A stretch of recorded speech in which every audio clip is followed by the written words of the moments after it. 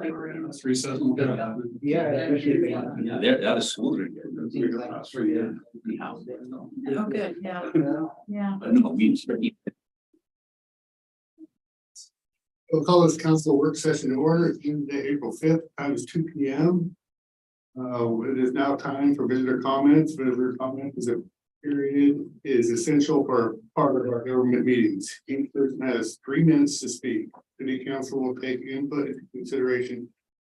However, in observance of Oregon open meeting laws, this isn't time for dialogue, but rather time for us to listen to you. Our city administrator or city recorder will be taking notes of action if needed.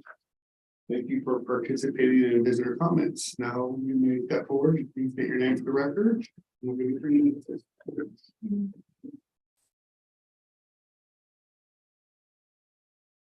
Where's Brandon? Oh, yes. Don't wave to him online. Everybody knows that Councilor Sundin is. Hi, Aaron. The disembodied boy. My name is Erin Salisbury and I'm here today, not in any official capacity. I'm here as a property owner on the First Street. And I'm here absolutely in a spirit of collaboration. And I want to thank you ahead of time for having an opportunity to speak to you. This is about parking. And I wanted to just say that, of course, there's a lot of talk with the First Street closure that just happened, the little section down between Dockside and up to the corner. But part of what's going on kind of down here in the Strand First Street community is that we've got a lot of residents and we've got a lot of businesses that have employees. And what I've realized in conversations is that we have a lot of big feelings happening amongst people. And so this may be a problem that has already been solved or is being solved, but I just wanted to kind of give you a reflection back of what I'm hearing. I own my husband and I own the building that is down across the street from the Dockside. It's, we'll be talking about Mill Street later on, or the not Mill Street. But that closure between the end of First Street, just down to the corner, that's 46 spots that I just counted on the walk over here. Admittedly, those 46 parking spaces are supposed to be just 2-hour spaces. But then down on Strand Street, where we're facing the blocks with the businesses, those are also supposed to be 2-hour spaces. Typically, what's up against the fence are longer term. The Muckle building has 12 apartments in it. Most of those folks aren't necessarily one vehicle apartments. The building right next door where Big River Cafe is has 7 apartment buildings in the upper floors. Then you've got all the staff. We've got the staff that during the day is down there at the physical therapy offices. We've got restaurant staff. 46 spaces along First Street. A lot of folks parked there while they were doing their workday. Some of the apartments, when they couldn't find parking because we had restaurants or something, they would roll over to First Street. So part of what's happening down here for those of us that own property or work down here is the frustration of how do we keep those 2-hour spaces in front of the operating businesses available to customers, but also still have places for residents and employees to park for a full workday. It's incredibly frustrating right now that the city kind of event space, which does not currently have construction seeming happening, is gated off and is not accessible. So that's kind of where some of the high feelings are coming from. Part of what I just wanted to mention, I know city staff is incredibly responsive and things are being planned out. I suspect there's already a solution in place, but we have an immediate problem, which is how do we make it work right now for the folks who are down here? I'm not trying to pitch an app. I'm not trying to pitch anything else, but I think we need a way to solve this immediate problem, even though I suspect there are long-term problems being solved. So I'm here to kind of say, help me understand so I can communicate. And I know I'm at time. So thank you. Any other visitor comments?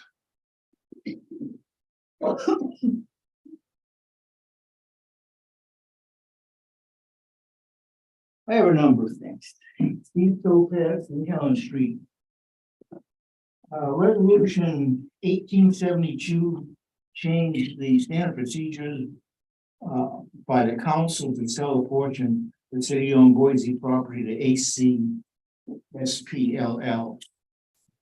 And attached are my comments as a counselor at the time that I found problems with that.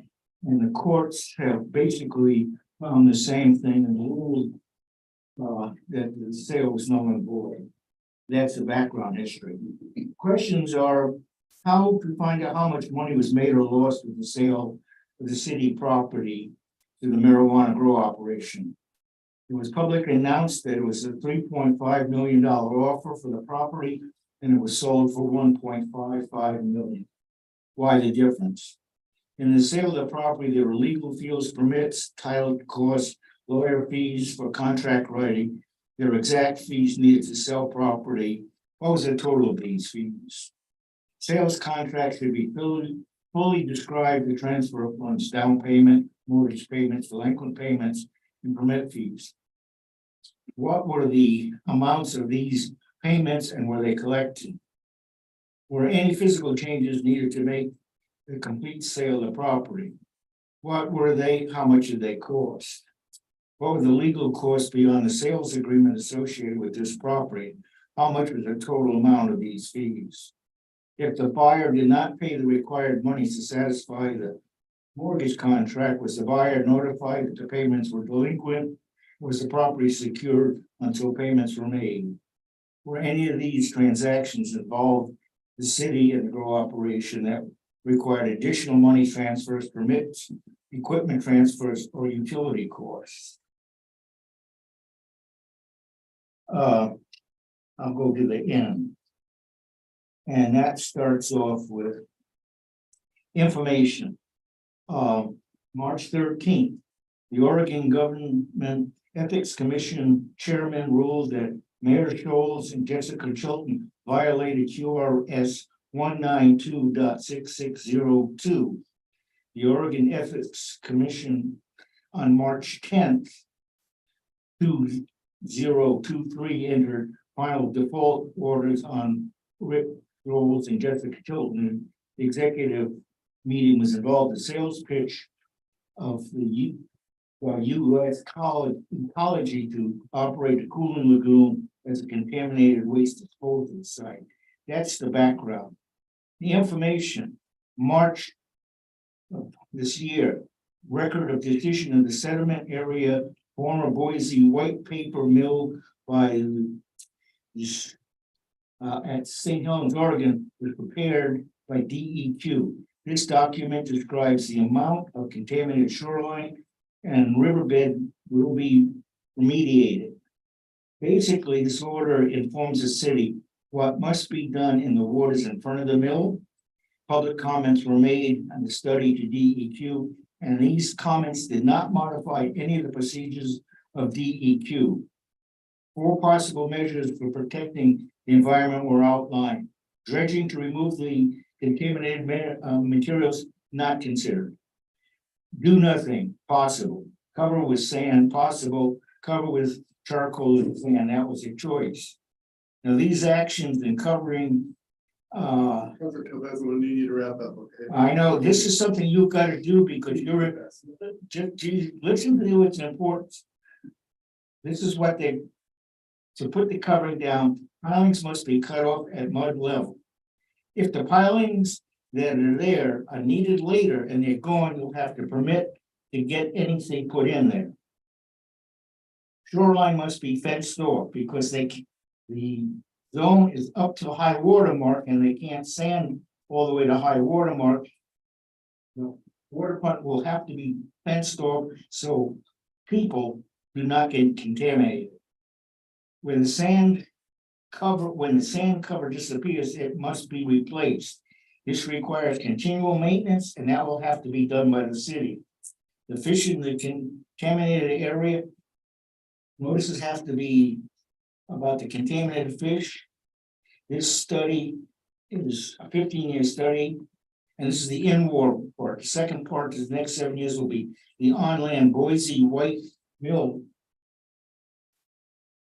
The answer to one of the questions is, can US Ecology, which will probably need the dock vessels to offload the contaminated waste on the waterfront, is no, because they cannot build across that contaminated area. That's something, the city has not had anything to do with it. They've known that Boise and DEQ were involved in this.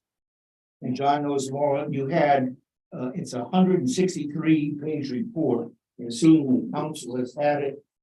And it's a mess because And that's why I let you continue on. I know, but Your report is that was the most important and relevant, what's going on with us right now, so and there's one other group that's not interested, by the way. that's why I allowed you the. If you look at the comments by the public, there's one person that you best pay attention to, and that's Laura, I think it's Shira.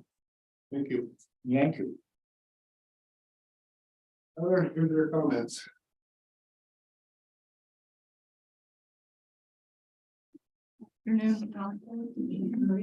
Tourism, I just wanted to let you know if you're gonna deliberate over some situations. I accidentally ran into Casey.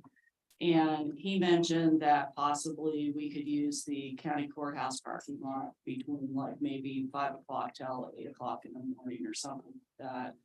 During the busiest time for restaurants down here. Just so if you for solutions, that might be a partial one. Other visitor comments, sitting on Zoom? Okay. Our first item on our agenda, which is a link of employee recognition for Cameron Hart. Is Cameron been part of our communications and library, I think split, correct? Yeah, It's a split position. yeah, communication a little less time than the library, but It's been very instrumental in helping us with our spreading our message and helping out over with our public. I mean, that's just a great public service position. We appreciate your efforts, and I'm gonna ask you to come on up here, because Crystal's gonna want photos.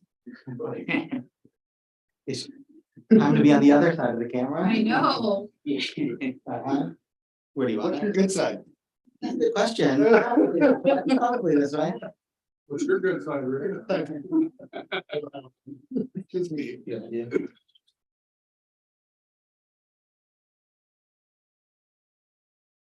Be over out. Yeah. Rusty.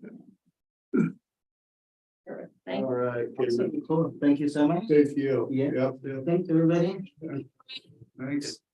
Anybody else like it? Of course. Yes, go. Of course. Berkeley. Well. As.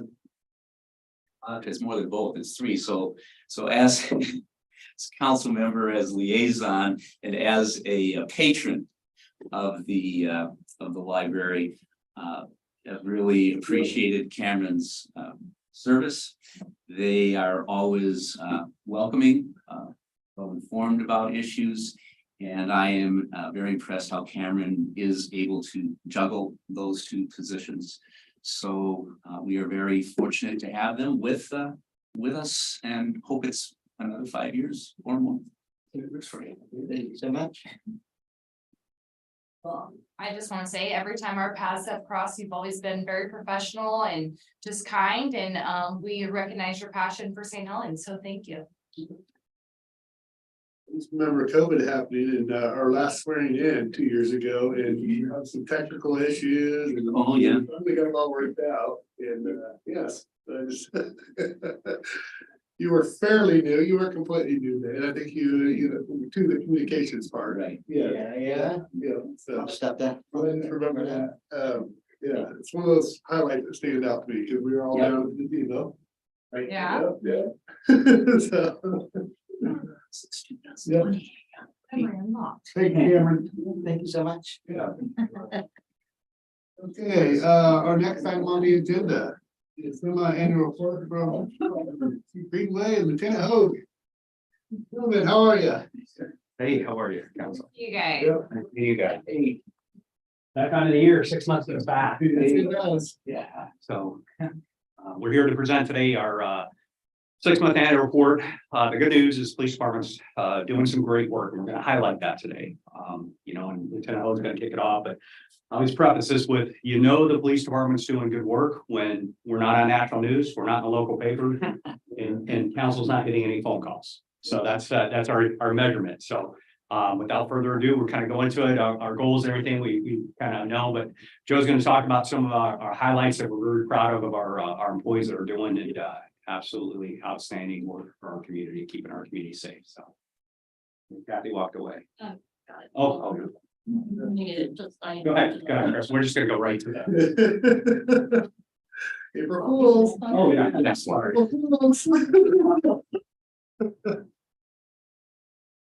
There's a lineup of all of us there, and the significant part of that is we have 3 officer vacancies, but looking pretty good that we'll have that down to just 1 vacancy here by hopefully around the first part of May. We have one who's passed everything, and we have another one who's going to take his psychological and medical test starting tomorrow. So going to do some different things with that. It's been really hard with all of the hirings across the metro area to get you know, appointments at clinics and all that. So we're going to kick the tires on something new, and I'll proctor some of that written testing for that, which lasts several hours, and we'll see if we like this, and if it's a winner, then we'll keep it. But otherwise, it's getting to where some of these appointments are taking 4 to 6 weeks to get. And we just don't have that kind of time. So anyway, we should have a couple people here in a few months that can come down to city council, and you can meet them. So that'll be good. Well, if I can just weigh in, one thing that you always look for a return on your investment, and council has invested in the police department, the community has invested in. Something that we're experiencing now with these applicants is we are in competition with other metropolitan agencies.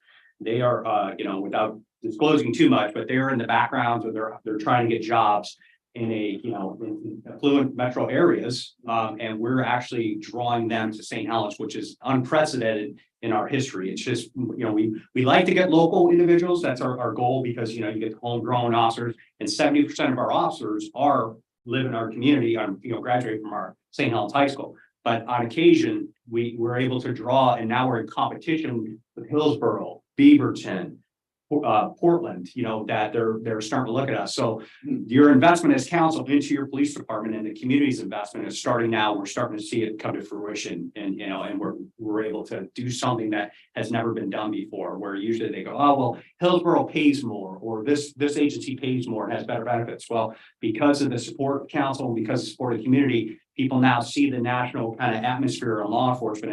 We haven't turned that corner yet. You know, where there's still, so now they're saying, wait a second, St. Helens, the pay's comparable, and they're supported by their electeds and their communities. So again, not to belabor that, but that's something I'm proud of, that you know, and you should be as well, and our citizens have, is that, you know, this is something new that we're seeing. And you know, Lieutenant Hogue is committed in getting those individuals to our agency. So it's come to something I've never seen before. It's almost like a college recruiting now. You know, when you get the athletes out of high school that colleges kind of cater to, that's what we're starting to see in the police world, where there's, you know, you have to kind of say, hey, you know, whereas before you just 500 people sign up and you took the best of the best. So anyway. Well, I think it's really a reflection of you guys in 24-hour service to our community, and our citizens appreciate it. And you know, that's the bottom line. That's easy to be up here and be very supportive as well. So because of you out there doing your job the right way, it reflects on our community as a whole, that we don't hear a lot. But when we do hear it, it was good interactions, that I had something happen, that they were right on it. So You hear us at budget time, for sure. John's paid for these. Next slide, Ken. This really talks about one thing that Chief Greenway got here was, you know, the term proactive policing. You see it there. we're proud of this statistic here because it's really, it's life saved. And so the DUI arrests, 68% increase. And we made this slide actually a week ago. And at that point, we were at 17. And then last weekend, we got it up to 22. So a lot of it is, again, it's the culture of the agency. I think that's the biggest thing, the proactive policing part, and then really wanting to get impaired drivers off the road. But I think we'd be remiss if we didn't say that Officer McClure really getting her up and trained, and her training our officers to be on the cutting edge, with DUI enforcement. There's so much case law about it. It changes, I swear, every 6 months or something like that. So we really kind of beefed up the training and the expectations on that. And the shift supervisors, of course, were on board with that. Next slide, please. And so you might remember one of the prior presentations we did was we just had sent Officer McClure to this training, and it's, I think, paying off with, again, the statistics of the increased arrests, but just the reports are better on the DUIs, the numbers are better, and so I think that's really something we can hang our hat on. This you? Right, so detectives, one of the areas we want to highlight and express to council in our community is the hard work that our two detectives continually do on a daily basis in conjunction with our patrol staff and our front office staff and our code enforcement. They're all working hard. But you can see in 2021, you can see what's happening in our city is that we're continuing to increase exponentially, our work being done. And these cases that are coming in are very complex, and it's not something that we should just, a one-day look at it and then be done with it. And what I like to point out is that, the importance of the child abuse referrals. If you can see, since January 1, our detectives had 133. And to the lieutenant's point, to Joe's point, since Wednesday, we've gotten 8 more. These are not cases that we can just not take seriously or just put on the back burner. Every one of these referrals that come in about child abuse has to be looked at, because we owe it to our most precious resources in our community, our children, to make sure that they're kept safe. And the men and women of our agency do that. But again, the reason we put this slide up here isn't to so much highlight the work. They're great officers. They're committed. They come in when at the worst moments they deal with people in their lives. But you can see on a continual basis over the past 5 years, our agency is getting busier and busier and busier, and these cases are getting more complex, and it's draining on our resources. Now, council and our community has done the right thing. We're just trying to hopefully catch up. And again, I can't thank our staff enough for what they do. You read in the paper, we just had an individual sentenced to 46 and a half years in prison for a shooting he conducted in 2019. You constantly see the work on display in a positive way. Not that we didn't want that to happen, but at least it happened. We had our ducks in a row. We were able to keep our community safe by removing that individual from our city. So next slide, Cap. We still have Matt Smith and Dylan, right? Yes. Yeah. They're both there. So one of the issues, and Joe will touch on this, is that, because of the volume of work that, our staff does, we had to make some cuts. We still, our officers are human. They still need days off. They still need vacation. They still get injured. They still have to go to training. The training has increased. The mandated training over the police reform continuous just keeps coming. Every legislative session for, since 2020, the crux of the law changes focus around police reform or something to do with police. And we're not immune to that because we're the police. So we have to keep up with this training. My whole point is that, as you know, we had to reduce our school resource officer. We had to remove him from the school, but we just don't, as an agency, just walk away and say, hey, we're done. So we removed that, but we partnered with Scott Stockwell and the principals, and we still make threat assessments at the school. In 2022, we had 12. To date, we have 5.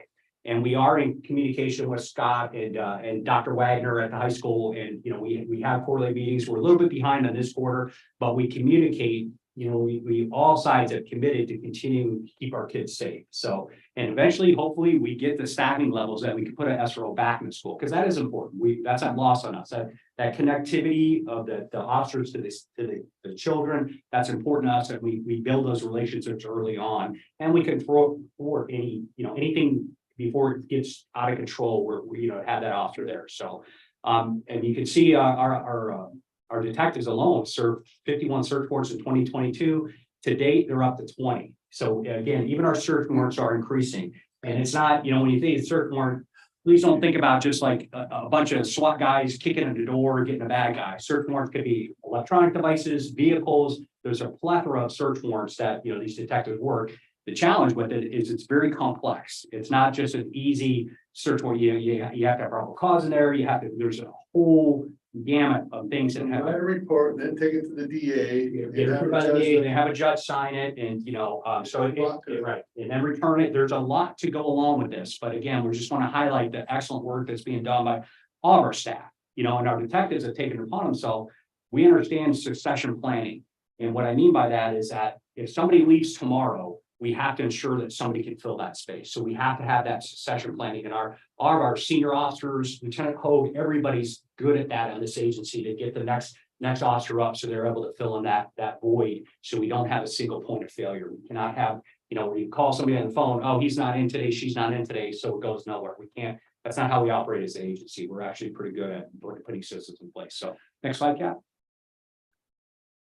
Yes, I've partnered on a committee with CCMH. They're working on a crisis stabilization center, and I don't want to give away too much because it's still being worked out. But this is something that's there's a model in Deschutes County that this is kind of being modeled after a little bit, but they've built or are building a home to be able to do this, and it'll be a 23-hour brief stop before someone is taken on a mental hold, as I think we've presented in the past, that not having a hospital in town has just been really burdensome on the police department. Yes, we want people to get the help, but it's really taken a hit on our staffing, our overtime. And so we're hoping that this stabilization center, once it gets going, and it could be in just a couple of months here, that will minimize this quite a bit.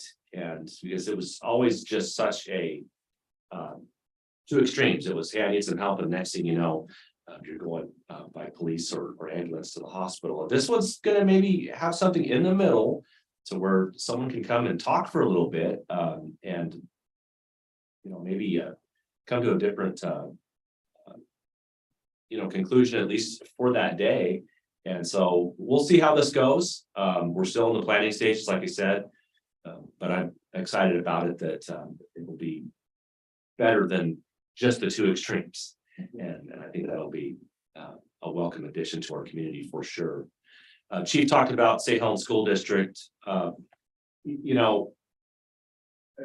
Chief and I have said to our officers many a times, they are the best recruiters for future officers. But I don't really believe command staff are the best ones. I think it's 5-year officers that are the best recruiters. And so that being said, we'd like to get back into the school district one day to help recruit for the future. It's nice, I talked about our two potential hires. Huge thing that they were deep in the process with metro area agencies and are choosing this agency. That's huge. But let's not take away from our last hire, Officer Hayflick, that local that we've, grown, and he wants to be part and continue to be part of the community. So hopefully we can get there. But in the meantime, we've taught classes at the high school. We've done the career days. We've done a lot of what's the quarterly meetings that they have? First responders meeting every quarter, breakfast. And we've sent anywhere from, I think, 3 to 5 or 6 officers to that each time. So the partnership's there. The office isn't there that we had before, but hopefully we can get back there one day. Training with other Columbia County law enforcement agencies, that's kind of a big one too, that Scappoose Police really needed us. They didn't have any instructors for firearms, and they were slowly building up staff. So we've taken our instructors to go out, get them certified. I think we did some other training here with Taser or something like that, just here. a few That's a weeks ago. tactics taser. We reach out to be a good steward in the community because we have the 24/7, so. Let me do that taser training, I wanna be a bow. You wanna be tased? What involvement do you want to do? Bye. And there you go. And I actually, they should say community center partnership, but it falls under the guys that nothing in this world is free. So, you know, Sean was very great. Well, see, we can take you both at once. Tase you, I will. If you both want hands, only one of you have to get tased. Right. I didn't say I want. Oh, gotcha. So, but the partnership with Shauna at the community center, and I jokingly say nothing in this world is for free. This isn't about the, command staff moving into the rec center. This is more about speaking with Shauna, and she has a lot of opportunity for us to intervene or get back to Joe's point of getting down to the, our children in the community. So Shauna has a program coming up called Cocoa and Crafts, and we're going to have Cocoa, Crafts, and Cops. So this is an opportunity for us to have officers at this event. Because we, after COVID, after our staffing, we haven't done a Cocoa with Cop at local Burgerville. But truth be told, of our experience, I don't think we're hitting the right demographics for that. We had pretty much the same individuals showing up. Sometimes they were adults, sometimes elderly, which is good to interact, and we like that. But I think having kids involved and having an officer there in uniform, actually sitting down, doing crafts, talking to them, there's no really agenda. But it's just to interact with these children, to parents, and they have such a volume. I think that's an avenue we're going to explore, and hopefully it works out for us. It should be interesting. We're looking forward to it. Again, it's something to be able to connect with our community. Don't know what it's about. Don't know if we're building bird boxes. I don't know what the craft part is. But again, it's just an opportunity to kind of intermingle with our citizens. And the children, more importantly, is what I'm looking for. We could get presentations and go from there. So next slide. And then just a couple things that are coming up. Everybody knows, we have our new K9 Max, we're still in training. We just had a meeting with Sergeant Eggers today. We're tapping into his expertise and which I would argue that one of the state's finest K9 officers. So our plan is once K9 Max is up to speed and available to be deployed, then we're going to take K9 Rider. He's going to be retired.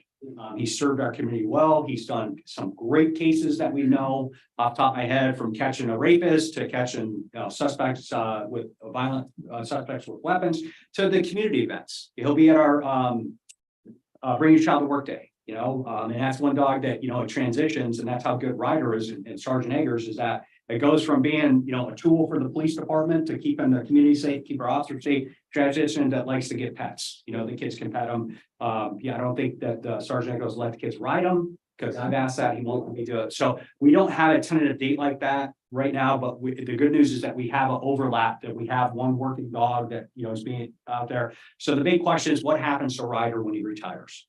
We'll come to council, we'll ask that you make him, declare him surplus, and then he'll live out the rest of his days with Sergeant Eggers. Sergeant Eggers already researched it. There's nonprofit groups out there that will take care of retired police canines, medical, food. But like I had a conversation with him, he said, it doesn't matter. That's not what I'm doing. It's a family pet to him. So, I think that's the right thing to do. And then, there's an article in the paper about the active shooter. One of the local papers, it's about active shooter, and that's on everybody's mind. We're not lost on that. Nashville, it's almost monthly now. So we sent one of our officers to the active shooter training last October. We're planning this for the summer to get, all of our officers will invite the partner agencies to active shooter training. Every year we have in the summertime when the weather is better, we have some type of, simulations training along this lines. This year it'll be active shooter training. No secrets, nothing about it. It's just something that we have to continually revisit to make sure that we're ready to go. Because again, we've seen on the national news when agencies do it wrong and when agencies do it right. And so we want to make sure that, and you only get one shot at this. And God forbid it does happen in our community, but it's just a sense of, I guess, comfort level, if you can, of our community, knowing that their officers are trained, ready to go in case of emergency. And in the spirit of time, we were told that we get, 15 minutes. So we didn't want to go through the whole rigmarole. So we're available for questions, comments, and concerns. You built it. You did good. Well, we very, Questions. we get the deal safely, so. Got a couple of days. Okay, when we were looking at the DUI stuff, do you guys keep crash reports? So for instance, when we're thinking about proactive policing and like, where our money goes, we're keeping track of the DUIs that, you know, the progression of DUI arrests, but what about the crashes that are happening? That way we can see those crashes maybe going down. Does that make sense? I Can we can, do that? well, I can answer this. So right now, we don't have that ability to extrapolate that information. One of the new report management system that we're working to get on board, working with the other partnering agencies and CCOM, we will able to have the ability to go into this database, pull out information that can tell us our top 5 intersections, our top 5 mid blocks, where hotspot, where our crimes going. We are more effective when we can put a plan together and police with a plan and attack the problem, you know, and find out what's happening. Like if we continue to go to an apartment complex or a house or wherever we go to, and there's we know anecdotally where we're going to, but we want data to say, okay, this is where our problem is. What are we doing to fix this problem? Not, we just can't, you know, it's Einstein's theory of relativity.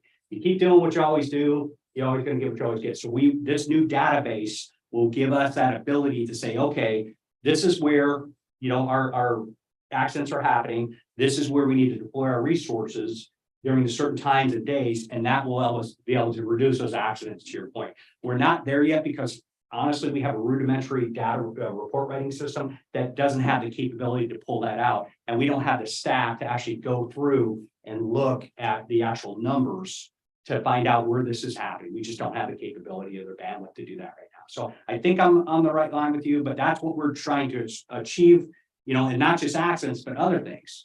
You know, if you ask any law enforcement officer, they'll say, what's your biggest drunk driving day of the year? And we'll tell you it's the Super Bowl. Super Bowl Sunday is the number one, you know, but we want that data to be able to prove that, you know, so we know that we can deploy more resources on that day, or, you know, or maybe target DUI grants from the state or state that we can, you know, hey, this is what we want to do. So hopefully that. Traffic crash reporting could be a little bit misleading too, in that not all crashes are reportable to the police and a lot of them don't. And so we gotta be careful of that because it can lead to, you know, and a great reduction but is that really the case? And so we're hoping that with a little bit more advanced systems like Chief's talking about, we'll get a little bit more accurate number before we really report anything on that. All right, my other question is, well, you guys know, we are in a deep conversation about the homeless population and kind of how we're serving the community. And I think, I'm not asking for you guys to do this right now, but I think it would be interesting to see the police's point of view of how do they handle homeless people when they interact with them on the streets. We know that it's good. We hear positive feedback that it's good, but what are the things that you guys typically do? Do you point them at community action team? Do you point them at resources? I think that would be helpful when we're looking at what our communities are already doing, what our police are already doing, and how, you know, like, how are we going to implement some of the changes that we have to implement? So do you guys think that that's something that you could find a way to present to us, like maybe just kind of talking or walking us through, like, what does a police officer do when they interact someone who is homeless in the community? What I could speak to that and Joe could too, is that it starts in not to belabor this, but it starts with the hiring process, believe it or not. You got to get the right people on the bus, get the wrong people off the bus. So all that we talked about earlier, and this isn't blowing smoke anywhere, comes into play into dealing with any person in our society, regardless if they're, you know, they're challenged with housing or some kind of mental, you know, challenges. Our officers are that mindset of helping. And that's what separates us apart from other agencies, is that we are here to help. We might not always solve the problem, but we're going to get you in the right direction. So I can speak to this. I know that Sergeant Eggers of all people had an incident where they had a homeless person camping in Knottville Park.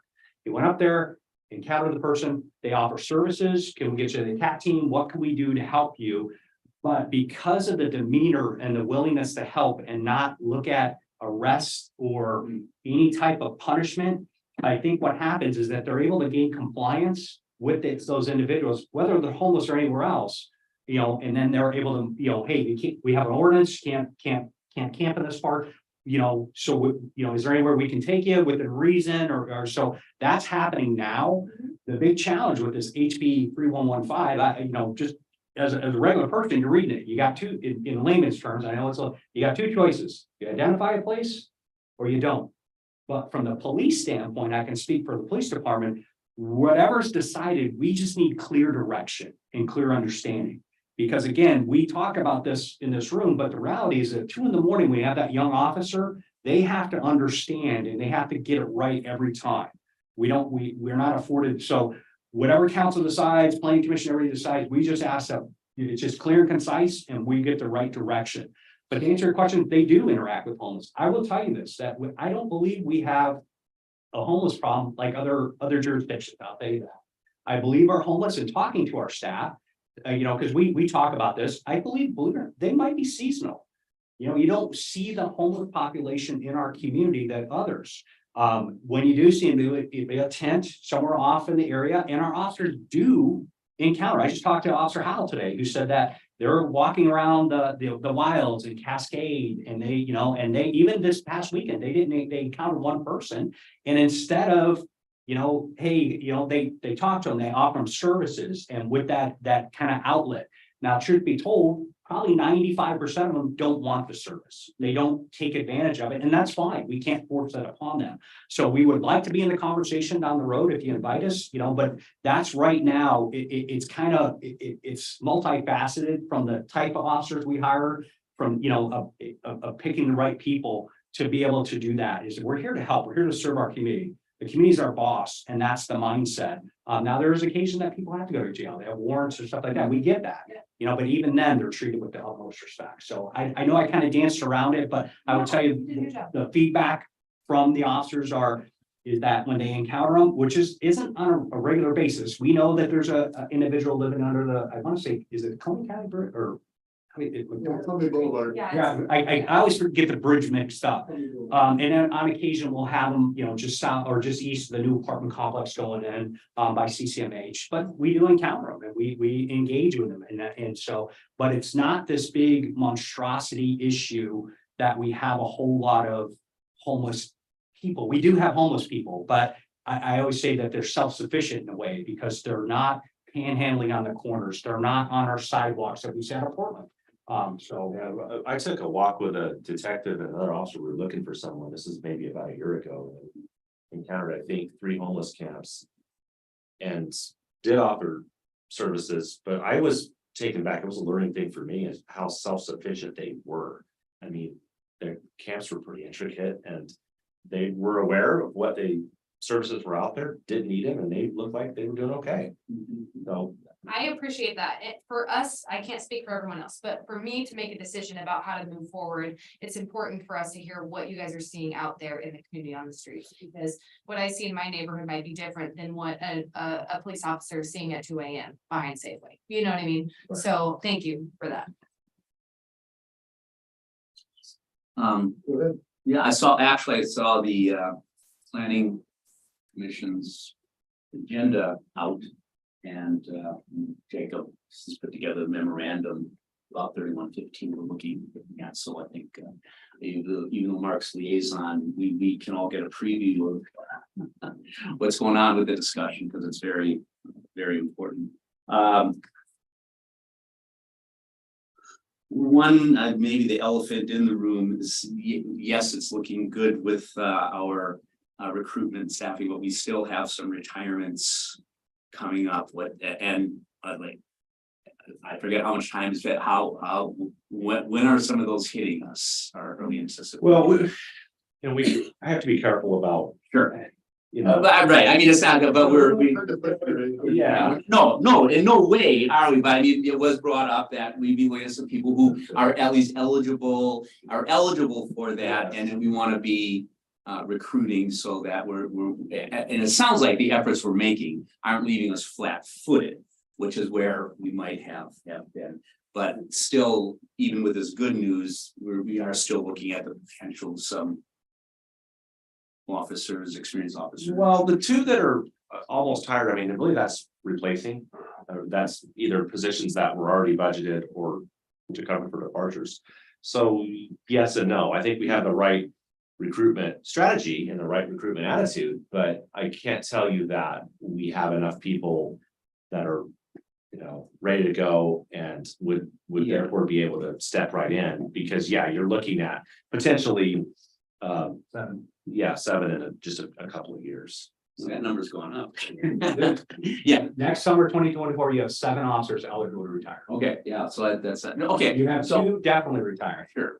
And summer, and then the others are the unknowns. All right, so good. No, and I do appreciate everything you said, Chief and Lieutenant, about what we have done. As a matter of fact, I got an email last week about somebody, what are you doing about supporting the police? And my response was that we are trying to do that through competitive salaries, committing, dedicating funds to a new facility. And in the meantime, they'll also trying to address those issues. And that seemed to be a good, the answer we wanted to, that the person wanted, is that we are at least addressing it. Yeah, I think, not to cut you off, I think the competitive salaries did play a part in that. Usually it was one or the other. You were applying for metro area, or you had some ties here. Like I said, these current 2 were in the process, so they were in the same hiring pool. And Now we're able to compete for them. right, they were testing there simultaneously while they were going through the process with us. That really, I didn't see that before. Okay, so I just said, yeah, and so I mean, we're looking better than we were, but there are still challenges ahead, and I think that we're all working together to address that.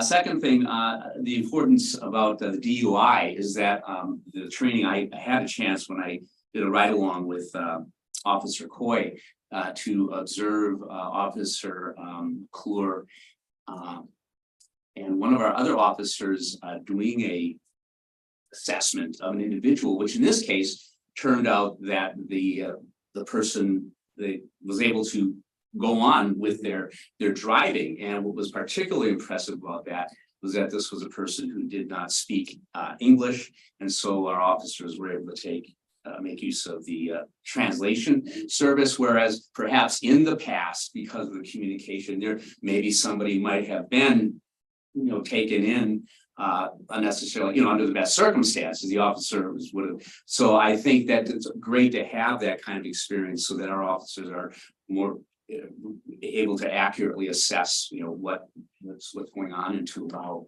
people to go on about their own business if they're cleared through this process.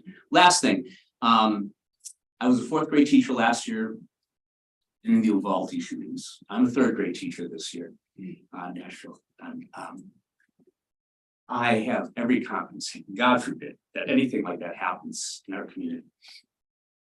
The utmost confidence in our department's ability to respond in an appropriate way to our children. So just want you to know that as a teacher, no doubt in my mind, should that ever happen. And that's why you have my undying support. Thank you. Do you have a reserve program? We did for a long time. In That's fact, what I thought, yeah. yeah, we had our own reserve academy, and I called it our own AAA team, because we were able to, it was a blessing and a curse. We would get really good reserves, train them up, and then we liked them so much that either we would hire them full time or another agency would, which was okay. And then it came time to where there were events or whatnot, and we used to have, when I was a reserve here in 1991,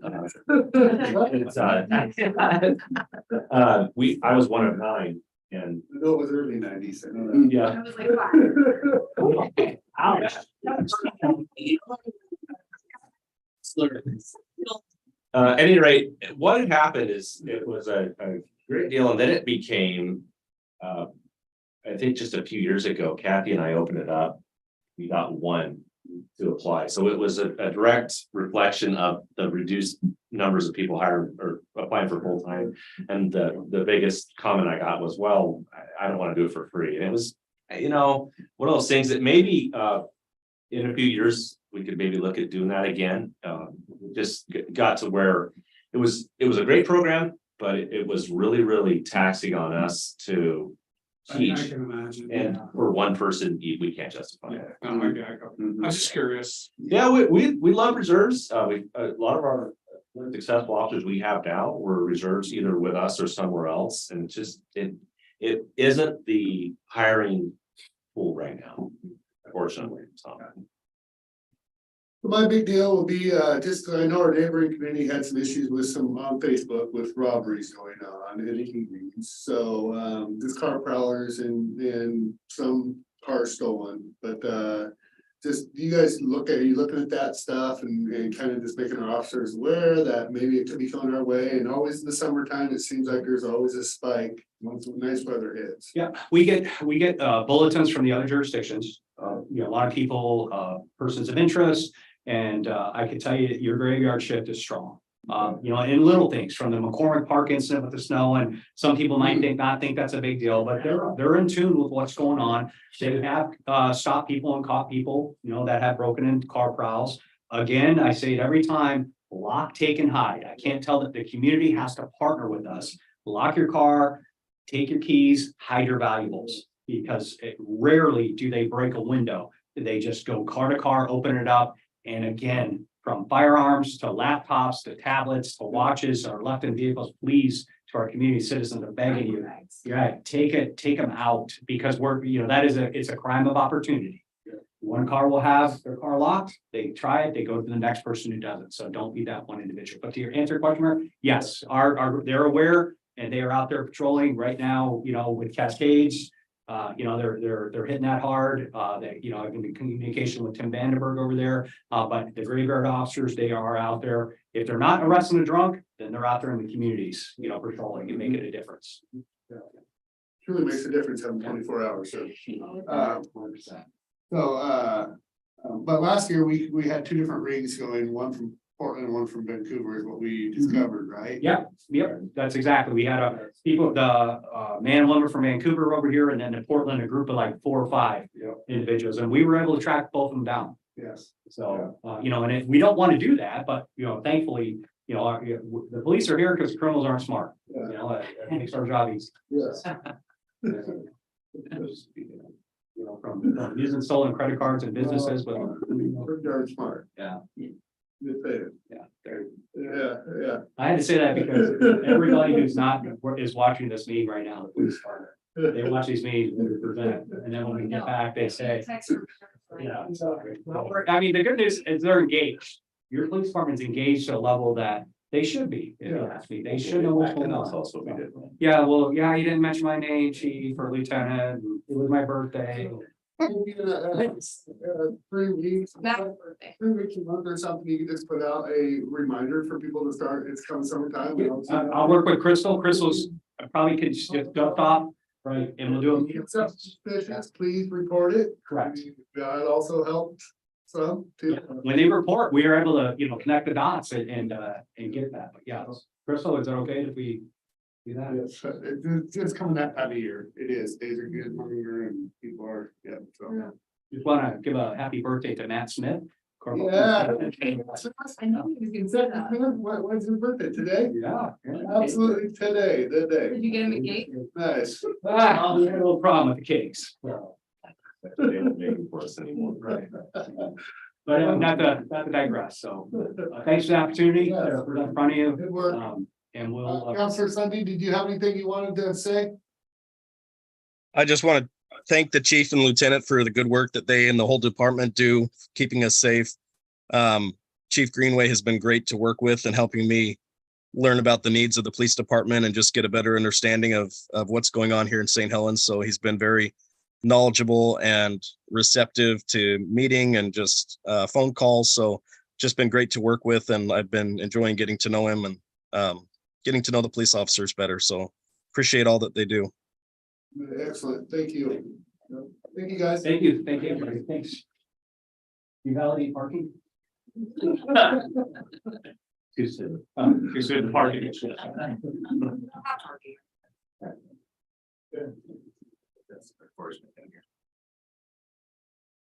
All right, our next item on the agenda. Recommendations from Parks and Trails. Is Scott. Scott, come on. Renovations? It's a, Never got, parking, Yeah. health. it's a memo in your. That's it. Yeah. Okay. If you need me to comment on this one too, I could share what I know about it. Sure, go ahead.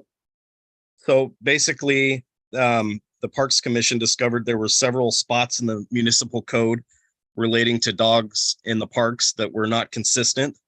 There was one spot that said dogs need to be on a 6-foot leash in the parks, and there was another spot that said 16-foot leash.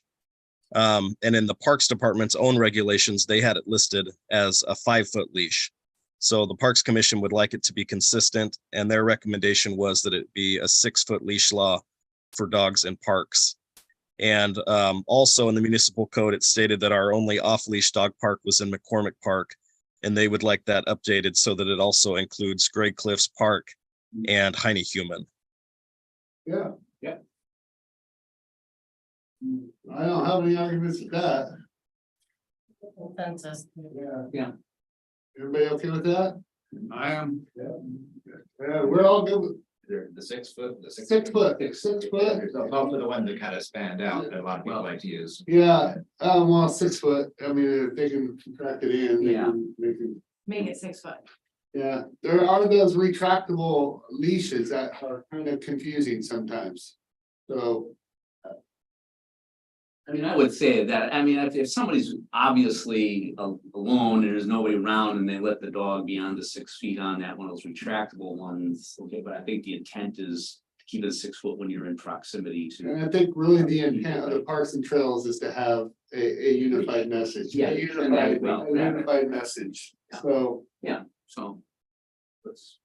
you trying to stir up stuff, John? No, I'm just, well, on a 6 foot leash versus a tall dog, it's real close to you. Well, let's You're lifting off the ground.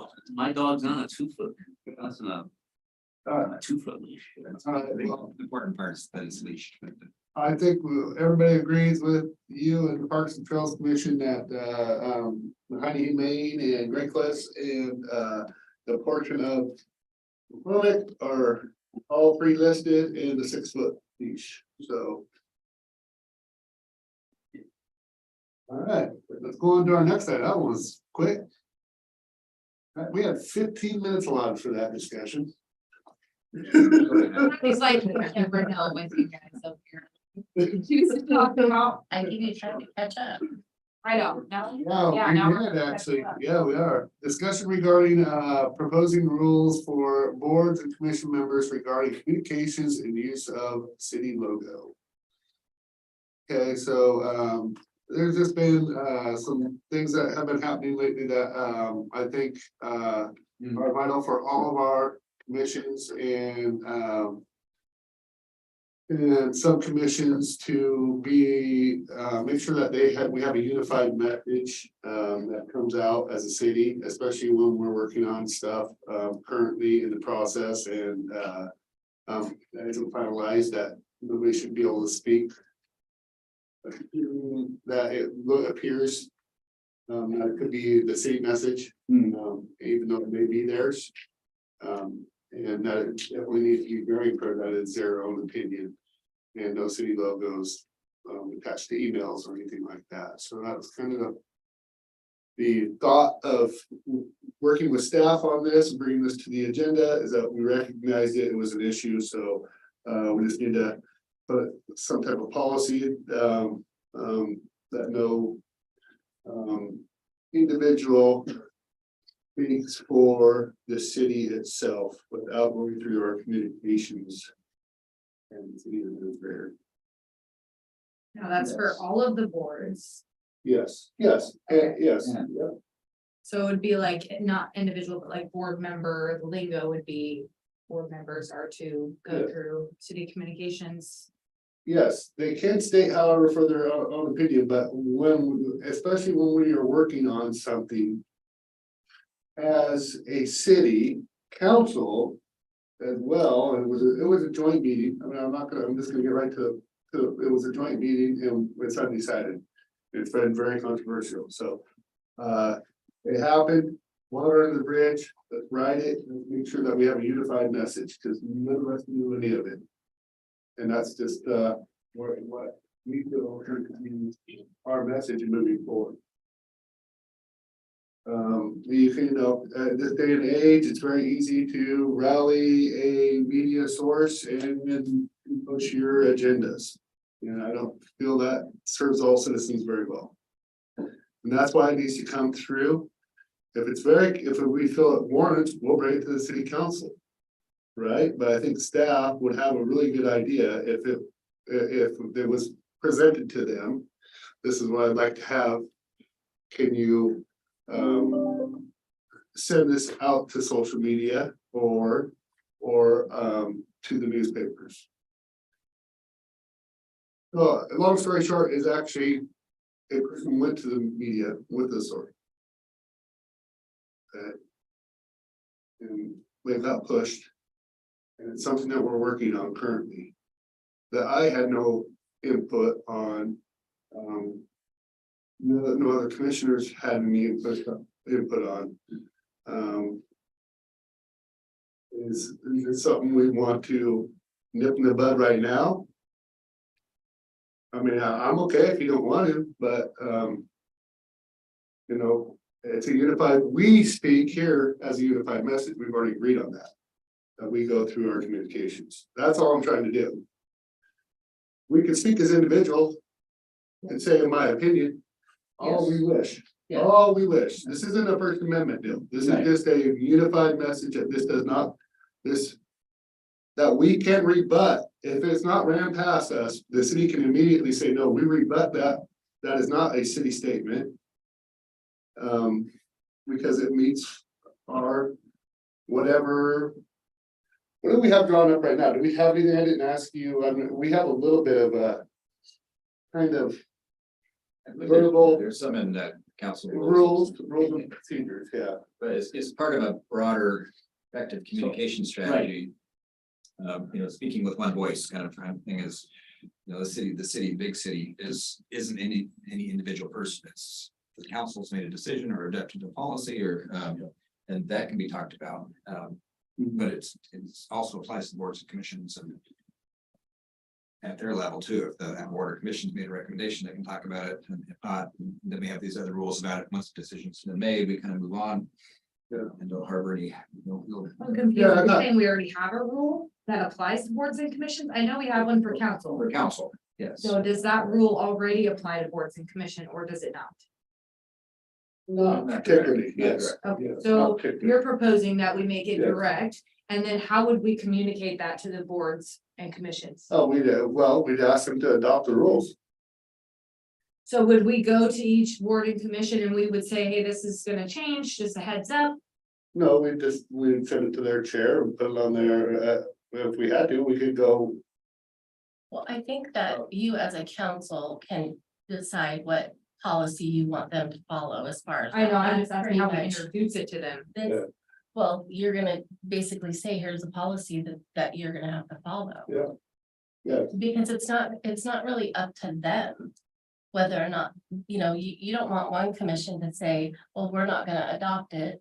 And another commission to say that they will. Right. You're saying as a governing body Mhm. over these advisory boards. That this is the way you're gonna conduct yourself when it comes to city business. Right, and then that will just trickle down to the chairs who will. Well, But We'll disseminate it, it's likely we'll disseminate it via email to everybody and. Okay. Yeah.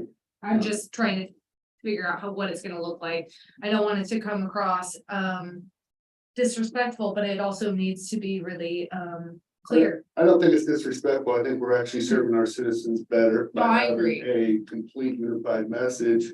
It's okay to have infighting within our commissions and that's what we do. Right. Here, we deliberate but when we make a decision.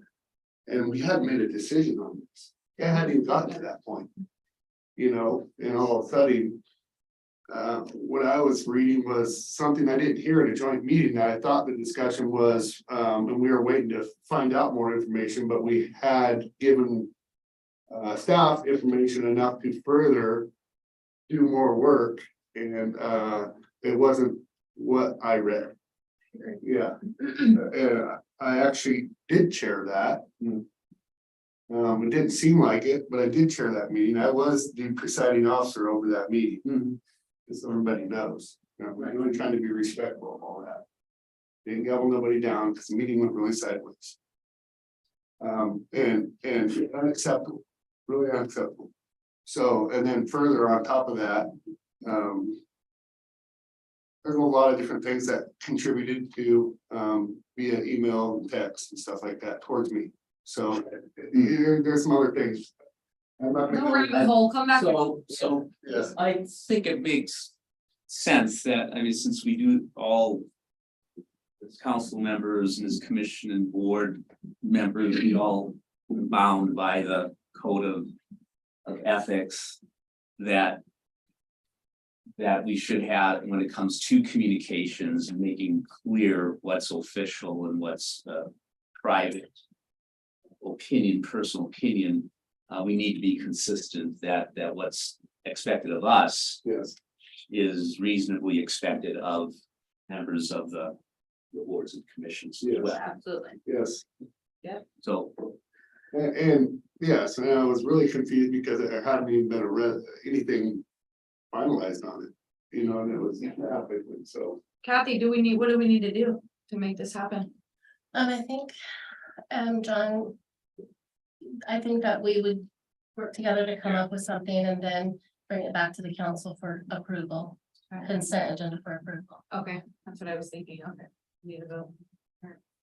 Figure out whether it's in council rules or if it's part of policy, ethics, the right places for it. Okay. So we got pretty much a head nod from everybody on that, right? Transfer funding, you okay with that? Yep. Okay. Okay, update on Columbia View Park improvements, John and Jenny. Yeah, Jimmy and I had hoped to kind of duo on this, check in with the Columbia Park improvements. And we're gonna start out with a schedule, and that's intentional, just to. It's, there's been some talk about the orientation of the amphitheater, and that's an important conversation, but it's only really one element of the park project moving forward. We have the Riverwalk, the railing, the park improvement, park play equipment, all those things are equally queued up kind of on a deadline to get. We want to make sure that we have minimal impact on next season's scheduled events. So we're hoping to be middle on this, and next season is going to have a significant impact because it's going to be about a year construction period. So we really need to be going now to get the authorization to go to final design and get those construction documents, bid documents, and our goal is to get to September and award that project for construction to begin in September, right after 13 nights concludes. And Yeah, so if we get notice to proceed, that's what we're hoping by the end of this presentation, that we'll get notice to proceed to move into our final document, which will take about a month. And then we have to get our building permits, just like anybody else, and then it'll take another month and a half. And then we'll be bidding the project in July and August and contracting with the construction. Like John said, all of that will happen while 13 nights is happening, without any impacts. And then we estimate about a year of construction. And it's important that that year is within the same duration as the streets project, because we want to minimize impacts downtown and to businesses. So there's a sense of urgency here. The longer we delay moving into construction documents, the further we push out start dates and the further we push out construction. So I think that's it for that slide. yeah, just a little bit of background. Last week got to 30% design back in 2021, and mark about this time of year, so almost 2 years ago. And we looked at the project. We looked at expanding. This is before the notion of having Cowlitz come in and do an extension and turnaround right there. We looked at the park space and Add those spaces come together. And into the council got some. Your approval and forward on both of those aspects on street park expansion, the playground equipment. All those aspects of the working through a process. Meeting with the technical advisory committee, there was, several meetings of. Yeah, the so. Technical committee. How many meetings we had, it was several. 5 or 6, yeah. 5 or 6 meetings. Some of those members have changed over time, and we got off commissions and things too. This is the final product of that work, so even the, the stage itself has moved. Started off with 3 different orientations and moved a little bit in each one of them, so go forward, look over. Are we done moving it? I will say. So over the next few slides, we're just gonna talk about kind of the main elements in the Columbia View Park Improvements Project, starting with the stage, since that's what we've been working on the past month. Hopefully you've had a chance to walk down to the park. Early March, the consultants staked out the location of the stage, the storage structure, and the dance floor. So you can actually see on site where that will be installed. And then the next slide shows us what the existing park looks like. They staked it in the background there. So they took this photo, it's a panorama photo, so it's a little bit skewed, panoramic photos kind of resize the edges a little bit. But you can see this staked out just barely behind the gazebo there. And then they took this photo and took out the existing gazebo to show you what the future stage will look like. So I'm going to leave it on this slide just to talk about the different elements for a little bit. And then John can chime in if I'm missing anything. So when we talked about the stage location and design back in March of 2021, 2 years ago, we wanted to address a couple things that were wrong with the existing gazebo location. We wanted to have more room between the existing amphitheater seating and the gazebo to allow for a larger audience. We also wanted a permanent hard surface dance floor. We wanted to retain views of the river. We heard throughout our open houses that seeing through the stage to the river was incredibly important to Riverview Park. We wanted to have a small storage structure for sound controls, lighting controls, irrigation, close to the stage and for equipment. And then I think most importantly, we kept hearing this, is that we want to retain a sense of intimacy in the stage. Where it's at today is really close to the seating. You can see the performers' pupils, like you're that close. And so we wanted to balance that need with the need to actually accommodate a larger audience. It's hard to do both. And we feel like this design, I'll talk about why in a second, we feel like this design balances both of those needs. And we've also thought about this park has to function the 340 days of the year that are not hosting large events. A majority of the year there will not be a 13 Nights concert happening in the park. And so how is it going to feel during those days? So you can see the main elements I just wanted to point out are the 2 stepped seating areas just outside the dance floor. Those will likely be the new seating area for smaller events. Yeah, thank you, Kathy, for pointing that out. It also helps to frame the dance floor area. And then you can also see there's a step, it's harder to see on the rendering, but there's a berm kind of on the right side there that's built up to kind of frame in this bowl feel that the amphitheater today provides, but isn't a complete circle. I don't think this picture actually does it justice too, because it's further away. I mean, it's doubling the size of the park. I mean, it seems like the panoramic from the amphitheater or whatever they did here. Seems like that's actually gonna be over here because the splash park is quite a ways away, and that concrete's gonna be bordering the splash park. Right? Yeah, the splash pad is kind of that white area. Yes.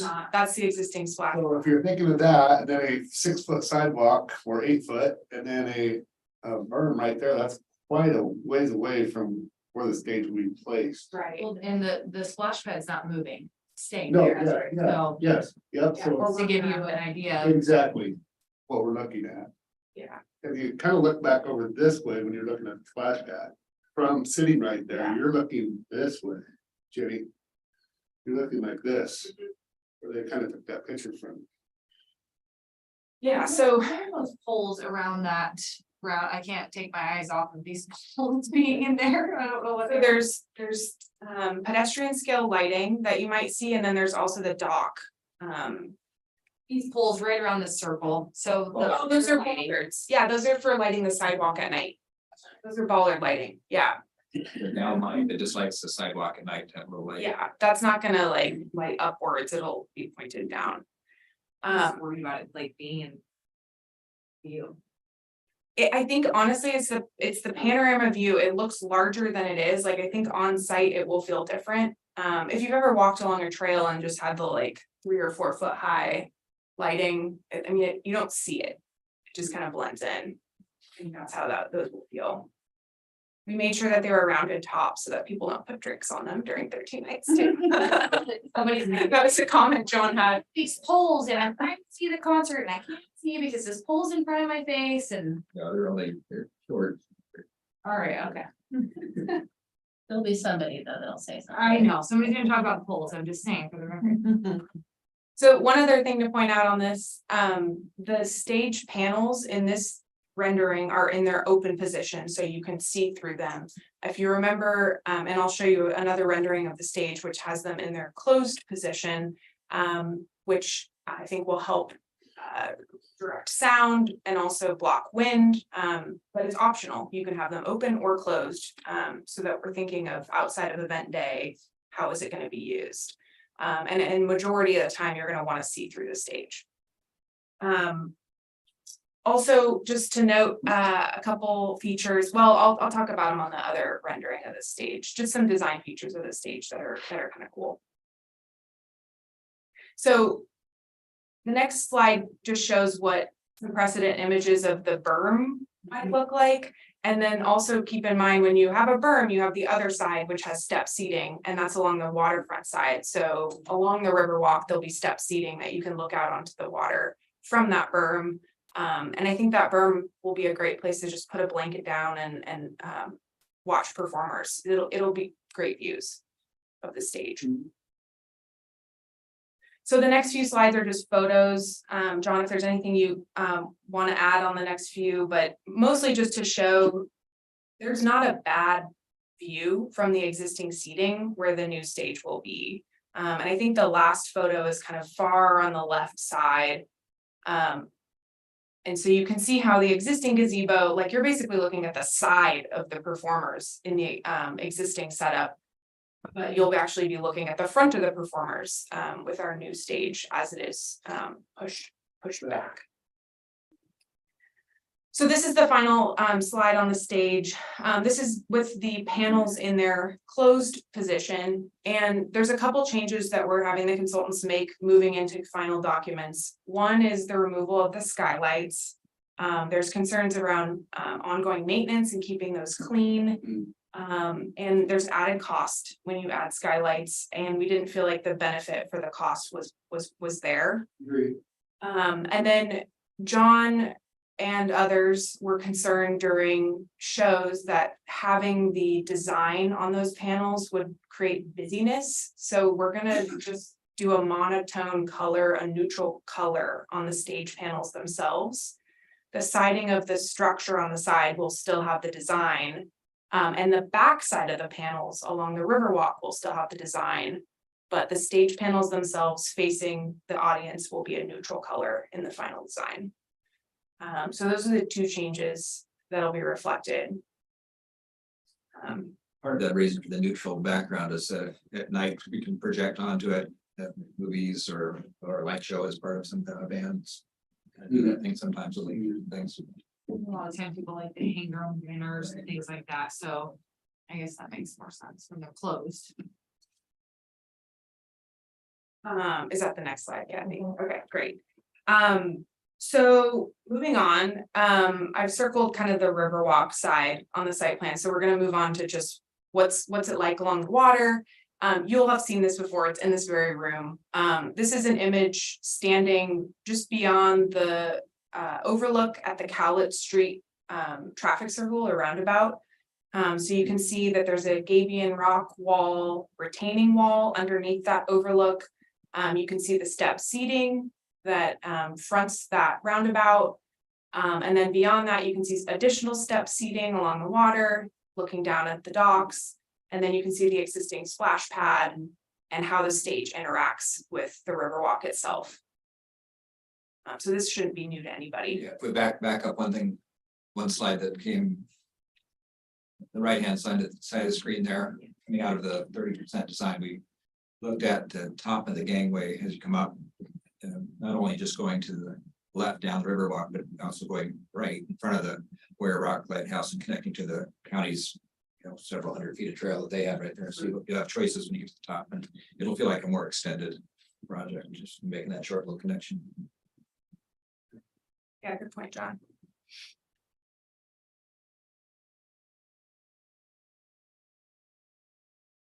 So this is an older version of the site plan. The main point of this slide is to just show where the interpretive signage will go. So there's three main spots in the park. One is at the overlook. And we heard feedback during our open house and survey that people really want to know about the Native American heritage that St. Helens has to offer. So that one will focus on some of that history. And then the one in the park proper, at the peak of where the Riverwalk meets the water, there'll be another sign, and these are railing mounted interpretive panels. So you walk to the edge of the water and you've got kind of a wooden place that's mounted on top of the railing to rest your arms and kind of read the sign or just look at the views. And so that in second sign, we'll talk about how the area of the park used to be a deep water port. So that was all dredgings that were brought in there. So it'll talk Is about that the industrial. Lucky Beach that you're talking about, or in phase one? No, this is phase Phase one. Yeah, so there'll be two interpretive panels along the water in phase one. The Rocky Beach, this is only phase one. Rocky Beach is way out of the way. Yeah. So that's the traffic circle up in the upper left. At Cowlitz. Okay, you said where it interacts with water, that's why I was like, Yep. oh, well. Oh, I see what you're saying. Interact with Thought like water. doing that water. Yeah. Yeah. And then the third area for interpretation, and less about interpretation, but more about visitor orientation, is the kiosk. And so it's not shown on here, but at the top of the gangway, when boaters first enter the community, if they've never been here before, there's going to be a kiosk similar to the one at the plaza that will have a map on it. And other information. We haven't talked about the railing. Yeah, we'll get there. Yeah, there's a slide for it. So this is just showing what some of those retaining walls look like. There's some Gabion stone retaining walls in the blue sections, and then there's some concrete retaining walls in the pink section. So there's differing types of retaining walls. And then this is the Cowlitz overlook cross section, so the elevation. So it just kind of shows you the scale of how high up you're going to feel when you're at the edge of that overlook. And John mentioned the railing. I think there's another view of the railing. You scroll down just a little bit on this same slide. Yeah, it's kind of hard to see, but it will be made of weathered steel, so it'll have kind of a warm, neutrally brownish red color instead of like a cold metal. Wood cap. Yeah. Yep, and a wood cap in some of the specialized areas. Yeah, you can kind of see how the left side of that railing has a darker cap along the top, and that'll be the area where you can kind of rest and look out. And then the other remaining portions of the railing will just be standard. Underneath the railing, there'll be a down lighting onto the railing at night, so it'll have a really nice look at it. Yeah, so there'll be undermount LED lighting. Yep. So this just shows the specialized paving that we'll have at the overlook. So the majority will be in that dark concrete color, just standard concrete paving. But on the overlook, we want to have special pavers so that it feels special, that you're kind of entering this lookout area. And then just beyond, we'll have more step seating. We've mentioned this a couple times, but this is what step seating looks like when it's next to water. Just some precedent images that they used early on. So the last main portion of the project is the playground and the adjacent picnic shelter or pavilion, as it's sometimes called in the plans.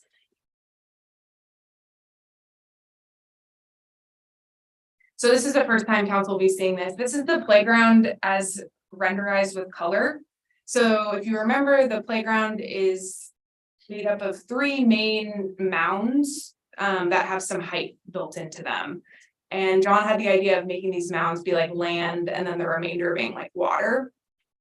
And so the actual surfacing material is what they call pour in place. It's that really bouncy stuff that you see at newer playgrounds. PIP is what they call it for short. And you could pick any color. And so I think it's kind of a unique idea to make little islands out there. John also pointed out that maybe the light blue wouldn't age as well as something like a tan color. So it might be like sand on a beach instead of all water. And then there's elements that are built onto these berms. So the next page, before we go to it though, there's an embankment slide. There's half ball mounds, which are in orange, shown in orange there. There's something called a banister slide, a hill climber rope, and then there's these wooden pole climbers. And then off into the dark blue, there's a skyport climber. And so there's photos on the next slide that we can look at of all those features. Do you know if this stuff can be repainted for maintenance purposes or anything like that? Paint. It's injected into there. Yeah, So as it fades and gets old, is it gonna be, what is the answer to that? you replace the PIP again. That's a long time. Yeah, it does last a long time. Banister slide, that's. Yeah, and then the pole climbers are next to the banister slide, so you can imagine kids kind of running in and out of those. And using the half balls to create their own games and like bouncing between them. All the play equipment that's on the hill is kind of meant to get up and down the hill. And you can also just roll down the hill too. And then the skyport climbers shown in the bottom left there, that's the one that's not associated with the hill. We could see this being used as just kids hanging out when there's a lot of kids in the park. If there's a concert or something going on, we picked kind of passive equipment that you could just hang out on as opposed to all slides, where there's too many kids on the slide at once and they're like ramming into each other. And then here's the elevations of that picnic shelter right next to the playground. Could you just clarify real quick? So there's gonna be the nature kind of playground and a regular playground also? No, it's mainly, if you go back to the site plan for me, Kathy, it will. I think you might be referring to the stormwater area, just to the riverside of the playground. Is that So there won't be any structural playground like McCormick, for example? I know, okay. That play equipment's saying that with yes, it. that's right. I just wanna clarify. That is right. Yeah, that play equipment was installed in 2011. It's reaching kind of the peak of its life. But instead of doing newer playground equipment similar to that, we are gonna do more of a natural playground. Yeah, I agree. I don't think we have anything like this in the park system. No. We don't have any, My whole thing is it proven that it's utilized? That's, you know, I mean, that's the question, because I see a couple of hot balls and I'm like, is it gonna get? Yes, the kids will find a way. well, they always find a way to destroy stuff. Well, but to use it. No, they mostly find a way to destroy things. Sorry, I mean to sideline that, but I was just curious, because I don't feel like. So, it's clarified. That's all I'm trying to see is. I There is mean, a life cycle to all play equipment. yeah, I'm just It's not looking at gonna this last and forever. I'm not gonna say that. I'm just trying to look at this and see how it fits with. What kids, you know, this is what we're building for, right? We're building for 6 to 13-year-olds. I just, They'll So I hear what you're concerned about. I mean, the deco, is it more deco? Is that what I'm looking at here? Why am I not getting it? I don't know why I'm not getting it. It's a trend right now Provides- for parks, because there's parks in Portland that have, like Kenton Park, for example. I don't know if anyone knows Portland parks, but Kenton Park, they redid their playground, it's more of a naturalist playground. And it is really fun, but it's different, and I think Yeah, we're yeah. trying to think our kids gonna wanna I'm do this. 50, my kids are like, I don't. So- Out of the loop. And not just a trend, some research that goes back decades, a couple of great books, Last Child in the Woods, another one called Barefoot and Balance, and I've done quite a bit of research and actually what's going on at at our preschool programs, both through Head Start and through is the idea of more creative, imaginative, and risky, not dangerous play. And that's so many of our traditional playgrounds confined, really, kids didn't have that much choice to be as creative, you know, you go up and so that the concept behind this, and I'm a firm believer in it. We're gonna be doing our playground at Columbia City in the next year or so. That this type of thing benefits children more than what's down there now. Yeah, see, and I don't know, and, you know. No, I mean, we were very creative. We had a merry-go-round, we had a slide, we had swings, and we risky, wanna talk about risky, we had asphalt. We have metal lines. We had asphalt. The pit will do asphalt. Sure. Let me get gravel. I am sad that we're not gonna have swings in here, because I think swings are, you know, Yeah, part of the playground, but there's not swings. we got a stick in the dirt, and that was our toy. It was like. Like a whole Creative. right? Like, and during events, there's like, you know, 20 kids out there and you've got one swing set that accommodates 4 kids. I just, You wait in line. I just don't wanna hear- hear. and I hope that our area's ready for it. I just don't wanna hear a Mount St. Helens fiasco over there. No. That's what, I just don't want. See, I just hope our area's ready for it. And I'm telling you, I don't get it. I don't see it. And that's just me, and I have to be honest, right? I think we are. That's gonna what hear I'm a lot of afraid, feedback. that's what I'm afraid of. At least in the beginning. That's what I'm afraid of, and that's expensive, Mount St. Helens there. This is, I'm just saying, let's think about that. We wanna get. and, but. You'll see. Patrick, I think it's gonna be, I'm not, like I said, I just, that's the reason I was questioning this, because I didn't get what was. As a parent with kiddos, I think that the reason why we come down here instead of going to McCormick is for the splash pad. So as long as the splash pad stays untouched, I think it's gonna keep a lot of the reason why people come to this park in particular to play. So, it's the only splash pad in the city, so. exactly. I'm open to it. It just looks very large and a big space too. Do we move that park over, right? Yeah. Where it is? So at the end, we'll show the site plan again. You'll see the existing picnic area. The playground is even further into the vacant property than the playground area or the picnic area up top. Yeah, but that was another thing, was just look significant, and I didn't understand the equipment, so it's a big space, and I don't understand it. And I'm, like I said, the kids are 20 and 22. Demographic. Yes. I think that when I initially seen that as a parent of little kids right now, when I come to the concert, having the playground be so far away, I will tell you, I'm hesitant about it because my kids are gonna be playing there and I'm not gonna wanna be really close to I wanna be close to the playground to watch my kids play. So I think we are gonna see a lot of that, but I mean, we can't have everything, you know, some things have to shift. So I understand, but I think that is gonna be something that we're gonna see a shift in.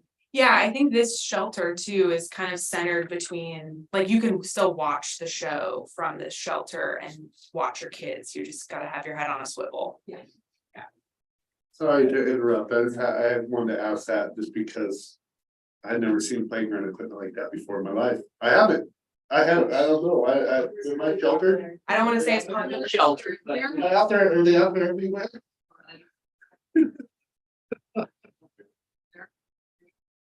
This Monkey bars, you know. This shelter has evolved over time, just like the stage. This is showing skylights. We're gonna remove those in the final design and just have a simple roof. it's nothing super special to say about this. There is similarities in the design that it's got tapered wood wrapped columns like the stage columns are, so there's some similarities there. It's got a curved glulam beam that supports the structure similar to the stage, so it's got a curvature that's kind of water-like. We had this as a bid alternative, meaning if we didn't have enough money, we wouldn't build it.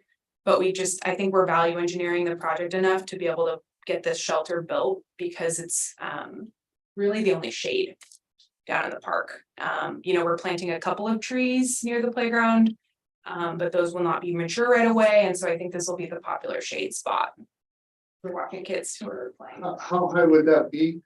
I mean, in elevation? Yeah, it's 10 to 12 feet in height.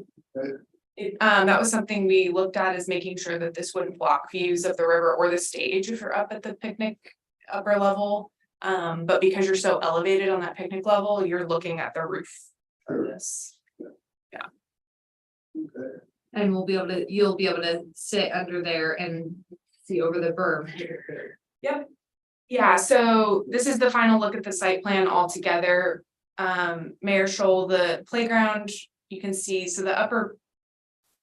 It's hard without a mouse. Yeah, the upper picnic area, you could just highlight that where that area is. It's the square lines just outside the view here, upper, go up, straight up. Yeah, so that's where the upper deck is. Oh. And you can see that the playground is on the vacant water side. So that's where the existing park ends today, is like where the playground starts. Okay. Yep.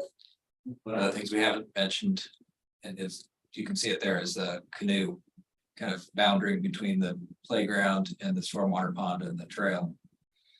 Yeah, that's the elongated circle at the bottom of the playground there. Yep, right there. And it's positioned to be right in front of the stormwater retention area. Our canoe. Yep. Yeah, so that'll be part of the play area. A little bit. They're building a platform for it. Excellent.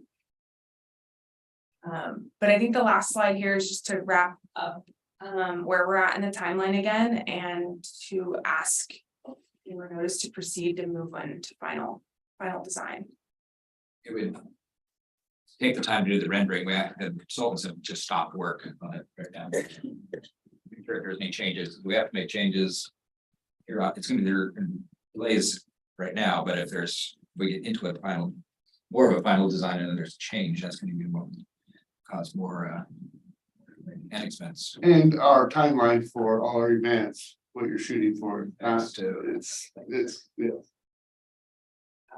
So the next time you'll see this will be when we're bidding it and selecting the contractor who's gonna build it. That's what our hope is. There's strong feelings about things like the board in place. And all this stuff, that was just an idea, right? And even seeing it, I was just like, I don't know, blue might lose the red color, maybe a sand color. Colors, there's no Ferris wheel. No. And it's really bright in that scale. So, yeah, I mean, some of the coloring, like even those half walls might be more subdued, color and more naturalistic, because that can have an impact on children's. Oh, come on, Patrick. It does. The color, okay? No, I don't, no, people will say, no, actually, again, well, maybe I'm thinking so much about playground, but let me tell you where a lot of the disruption happens is when I'm not in the classroom, but when we're supervising kids on the playground and stuff. And there are things like that about there even color of equipment anymore, that those bright colors, unfortunately, dealing with a higher population of students who are set off by that type of thing, that sensory thing, so that even visually, if we have maybe colors, I mean, we all like to think about those bright children's colors, but for helping kids to maintain their boundaries and all, we might consider more subdued colors Sure. That's a good for that point. area. And also a good point on the playground equipment itself. They'll be subdued, because I wouldn't fight over those. Okay, I hope not. Yeah. Just got a parkour move and slide down there. Yeah. So my only one thing is just to make sure that we have the infrastructure for the stage and potentially that shaded area to be able to mount speakers on like they do in concerts, because eventually at some point in time, we will have rows of speakers that actually would be reverse or forward facing to wherever future bigger, larger crowds are, that they'll be able to hold that, you know, a wall mount of speakers. Like they do at Ridgefield, over there, you'll see like a whole row like this on a big stand. And of course, their main stage has them right there facing you, couple, 2 or 3 that are facing you to hear the musicians, You're so. talking about like secondary speakers that are further out in the audience. Yeah, that would be able to mount and that there be conduits and stuff that keeps everything neat. And they know how to do this, you know, I mean, the engineers know how to even wrap or just even on the reverse side, the opposite side where it's not visual. I'll put a piece of conduit for everything. Just keeping that in mind. I know we talked about that a little bit originally in the beginning, but it's been a long time since I've been in the loop, because it's always gonna be there for entertaining, right? Weddings, churches, movies, concerts. That is what that park is all about. Let's don't forget that. Let's make sure that there's infrastructure and plugins everywhere. Well, John? your comment, that brings me to something that I want to make sure that we've done our due diligence on, which is talking with you know, sound professionals or musical professionals about the stage. I know, you know, you guys have heard a lot of that, but have we consulted with people as far as sound and making sure that that angle of the stage is going to be, you know, what they need? I agree. I think we talked about that a little bit. I tried to throw it in, you know, like We that. talked about it, we made some modification to the stage itself so that it has Have you places consulted with to people? put speakers, but the acoustical engineer. Turkey Nights has what, 6 events each day, Saturday and Sunday alone. And I And realize, where are plugins gonna need to be needed? And not needed? And are you gonna have to share power? Are you gonna have enough power? The stage has lots of power for speakers. Okay, but these are all things that need to be discussed. The lighting, the Yes, well, okay, racks and so such. now I can't hear up here. I can't hear up here, but if we had a piece of conduit, I'm just being the devil's advocate. I can't hear up here in the parking lot, which is now part of the park, actually, right, over here. It's a place for vendors, Yes, yeah. because of the one way. But there should be maybe conduit coming up there where I can still hear a performance, or if they're announcing my ticket, or Rick Scholl, come get your kids. Your kids are looking for you. That used to be the case, not no more. I'm joking.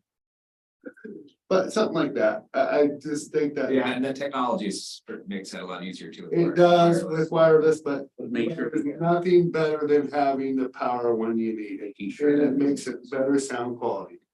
And I'm not a musician, but I do know a little bit about that and that's the difference is I've actually been around quite a bit of this and you haven't.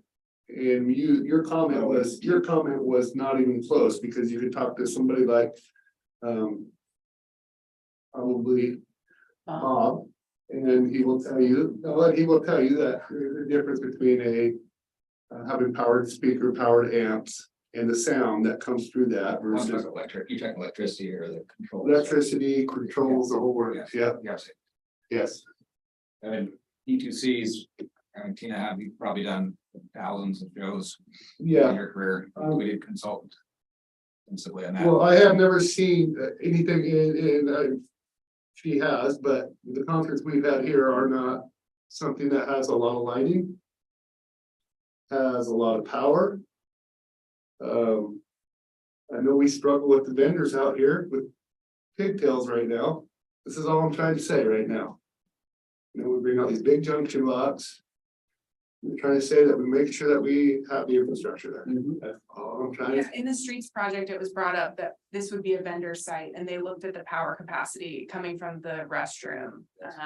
Yes, It's a separate project, but we did consider it in this upper area. But what we're not looking at is how the streets project complements this project as far as the upper deck and the street going one way, that kind of thing. That's all that's been contemplated as far as power and vendors, things of that nature. Okay, Well, but I don't mean to sound negative, so don't take this the wrong way, but I'm not comfortable with moving on if we haven't consulted with, you know, any type of sound to make sure that this stage that we're spending all this money on is gonna cater to the change in the view of the stage so that people can actually hear the music. I don't wanna find out later down the road that that angle of the stage and the sound of the river and the wind. I've just been hearing from a lot of different people, and so I'm concerned about that, and I wanna make sure we're doing it right. does Mayor Reed have anybody to consult? So one thing we talked about, Counselor Chilton, was the existing placement. You know, there was no study done when the gazebo was put in, right? We just had the equipment. $500 gazebo. Amphitheater seating with. Really bad. Yeah, so we're reacting to it being bad today, right? So we pushed it back so that you're not getting your ears blown out if you're right next to it. We're not implementing a new sound equipment. I mean, we're using the same sound equipment for events. We're pushing the stage closer to the river. That's right. And we have the wind. So the difference in where it's at today and where it's set back. Didn't seem to warrant additional sound study. We're using the same equipment. They're gonna. I don't see how that distance would impact it. I mean, if you look at the photos sitting in the seating area. There's not much difference sitting in the seating area where it's at today and sitting in the seating area where it's pushed back 15 feet. Simple question. Who here is a musician that plays big time venues and has big time sound?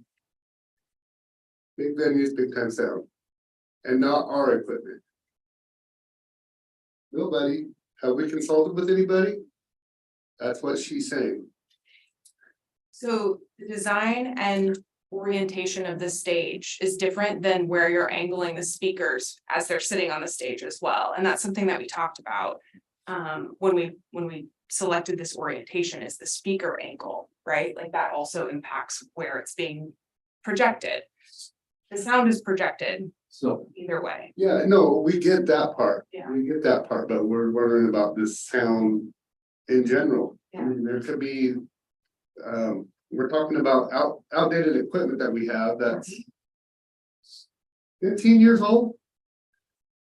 Yeah, I'm asking you, so, Well, we're gonna be buying, we are going to be purchasing new sound equipment. However, you know, depending on the group that's playing, you're gonna have different needs. for their equipment. Yeah, and the other thing that I think needs to be taken into consideration is that you now have a berm.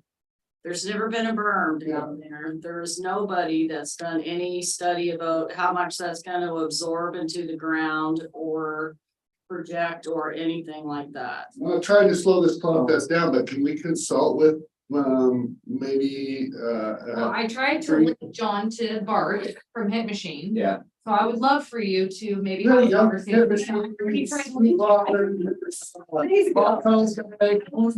To be proactive. So I hear the concern. I don't think there's an issue.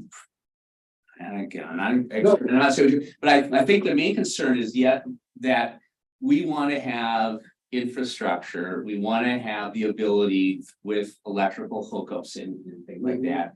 So that if we start with our sounds equipment we have isn't updated, that we would be able to upgrade by simply plugging in or hanging on to things that the structure of the place would hang onto that and adjust accordingly. We want to make sure that that happens. And because I think with the orientation, we can adjust that with the angle of speakers and all, so that what I'm hearing your concern, Mayor, I think is primarily, let's make sure we have the capacity with the electrical system, the wiring, the ability of the structures to support additional different speakers, just to make sure that that's part of it. I think where you're coming from, Rick, and I kind of agree with Councilor Berkeley is just having enough power. Because you can overpower, you can send sound out. We don't have control over the wind waves, the boats going by. So I would think if this is designed as well as I think it's designed. There's gonna be plenty of power for people to plug in, the piggyback amps, you can change them to, to. On the fly to get the sound right. Am I kind of correct in that?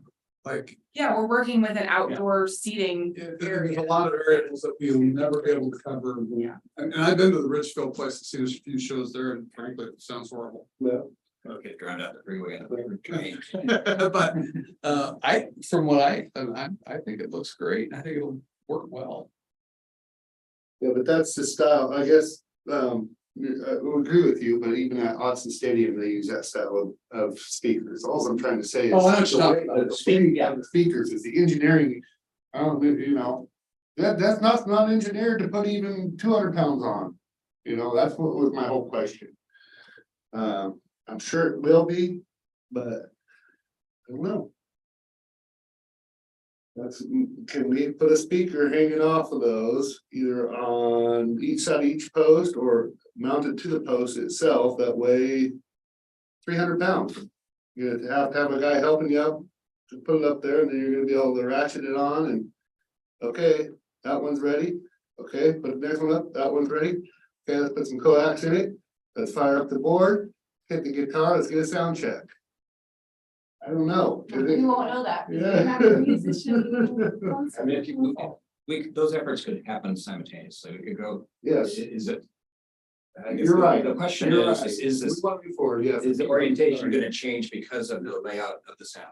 The only reason why I brought it up is because we are changing the view of the stage, so we're shifting that. So we know what it sounds like right now. The stage is center. You're sitting right here, it's right in front of your face. We're gonna push it back towards the river and that is why I'm concerned. Well, there's gonna be some trial and error, right? We're not gonna know how to set this up We perfectly. don't want it to be a big mistake. But what I'm saying is, the folks that come into play, they know where they want their stuff. They know what they want, what the volume, where they want the volume, they know, how they want things angled. I don't necessarily know if we're gonna need to have like this whole PA system incorporated into it. Be nice to have the pieces, right? Like Rick's talking about, Mayor's talking about, but is that really necessary? And I think Tina might be able to answer that. Don't most bands come in with their own equipment? Well, it depends on the band, actually, like we do the sound for Curtis and we do sound for other bands that come in. What I would say you want to pay attention to is attracting new people to come to St. Helens to use this incredible stage that's just so state of the art. Plug in, all that, yeah. People say that's the place we want to play. We want to go there. And you have now enough square footage in front of the stage that you're going to be able to have paid concerts and things like that, that actually makes sense for better, quality of sound and more known groups. Also theater, which is, that is critical for theater sound. Yes. I mean, that is critical. There's no I'm question. gonna let Aaron chime in. I have a question too, if we've incorporated in a place to put the sound people.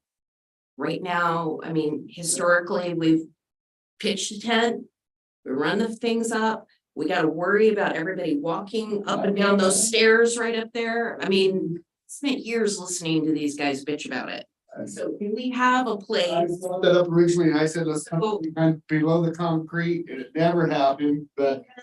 Yes, I mean, Tina is absolutely right. If we're going to attract other people to the venue, and I don't know that that necessarily means you've got to stop with your motion, but it just to get some feedback and making sure that, is there a safe place to set up a sound man?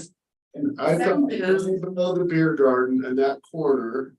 I mean, we can all think of it, right? But the sound guys have their own opinions, and so 70% of all sound people now are automated, walking around the shows with their computers. There's hardly anybody that has a soundboard that they're setting up anymore. It's so automated and, technology. iPad. They're running their entire band on an iPad. You know, and the sound stuff is right next to the stage, which they have made accommodations for in this plan. There's also a lot of power outlets in the floor of that stage, which is like awesome, because most stages don't have that. I don't think you're gonna have a problem with the power for a band. And we deal with power with vendors 24/7. We've spent $15,000 installing power for our vendors out here, and we still at times will trip a breaker because it just depends on what the vendors are doing. If they have deep fryers going, or they have a freezer, or blah, blah, blah.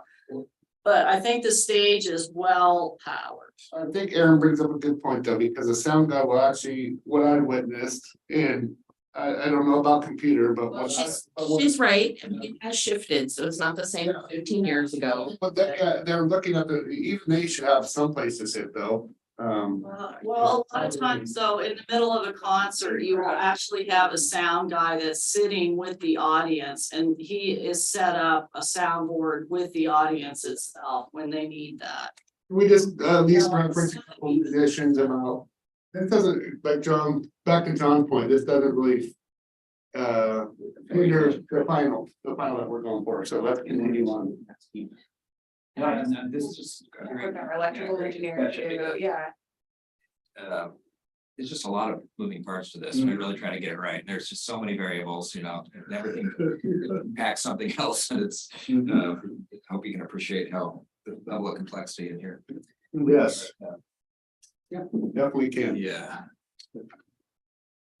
I mean, Good if job. anything, I think we're gonna have to buy extraordinary speakers. CP. Because we have so much more ground to cover now. With people absorbing the sound and the grass and the dirt, it all just gets sucked in, so. The key is going to be able to, for us to be able to purchase. Big enough sound for that amount of space, Yes. that's the deal. Councilor Sunday, did you have any comments? I mean, this is quite an undertaking right here. No, I think they're all good points and I think good things to look into. I've heard a lot of the same concerns, so I'm glad we're talking about these things. You just jump in anytime though, if you know, just yell if you need, you want to climb on, because I keep forgetting that you're there, okay? Sounds good. All right, we're ready to go ahead with your presentation, Jenny. I don't know if you're almost done or not. I don't No, know. that was it. Yeah, that's it. Yeah, that's it. I'm gonna stick around for John's report. I don't think it furthers a lot, like a lot of everything else is great. It does, yes. Yep. Don't let that playground be in Mount St. Helens. Okay, that was Might be a little. undecided. Okay, but I'm telling you, it is the way that. Great. All right, let's go ahead and, John, we'll go ahead and do your report before our break. Okay. Gloria's been sitting here quietly the whole time. I don't know, everybody likes to meet him, our finance director, you're publicly, you can, Gloria Bush, Yeah. right? That's how you say it, Butch. Bush. Okay, all right. I think I'm Yes. the only one who hasn't met her, so. Yes. Me too. Welcome aboard. I know you've been working diligently. I've seen you upstairs. Every time I come in, you're with somebody new talking about budgeting, so. You are definitely getting plugged right in and deep in it right now, I'm sure. Yeah, very much so. hitting the ground running and, you know, Yeah. next week is our first budget committee meeting on Thursday. So, don't forget about that. And Yes, sir. I have like, I have like 12, 13, 14, 15, all 15's my birthday, so. I believe Jamie has been sending out reminders too. I haven't gotten anything. Really? Yeah. Okay. Somebody wants I can put on my schedule tomorrow at work. So we plan on sending out the agenda on Thursday, this week, tomorrow. And with the. Yeah, a reminder and the agenda so that. You have a heads up on that. So yeah, we're thrilled to have Gloria and John Ellis is assisting and wrapping up, winding over the transition. It's a lot. We knew it was going to be a tough budget year, but it's really looking to be everything they've got and more. So it's gonna be really challenging, but we really struggle to try to maintain our reserve goals, and we'll have more to talk about it in the beginning. And also Carol Green, after 27 years, her last day will be next week. Get together here, if you can make it. Friday, 2 o'clock. So we're, like I said, it's all things, we've been meeting with the department heads on, their needs, their asks, and talk about this more at the budget committee, but my role as city administrator is to work with the departments, try to get the most amount of services out of the most amount, out of this, but the months we have available, and that's some of the decisions we've made have kind of impacted that, and it's gonna be a challenge, a lot to talk about. So there's still audits days away, I think, so we have to know our year end would start. Yeah, so the audit is kind of been put on the back burner because of the budget, so we'll be, as soon as we get through at least the first budget committee meeting, then we'll get more heavily into the audit and get that wrapped up.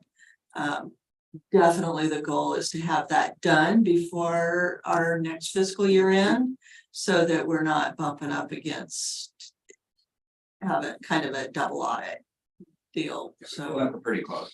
yeah, it'll be close, but like I said, once budget's wrapped up, then we can really concentrate on the audit part. That's not unusual. Auditors across the state and cities, it's really hard to get auditors. One we found out through our process. Trying to. It's Fire- been very difficult. And we couldn't get nobody.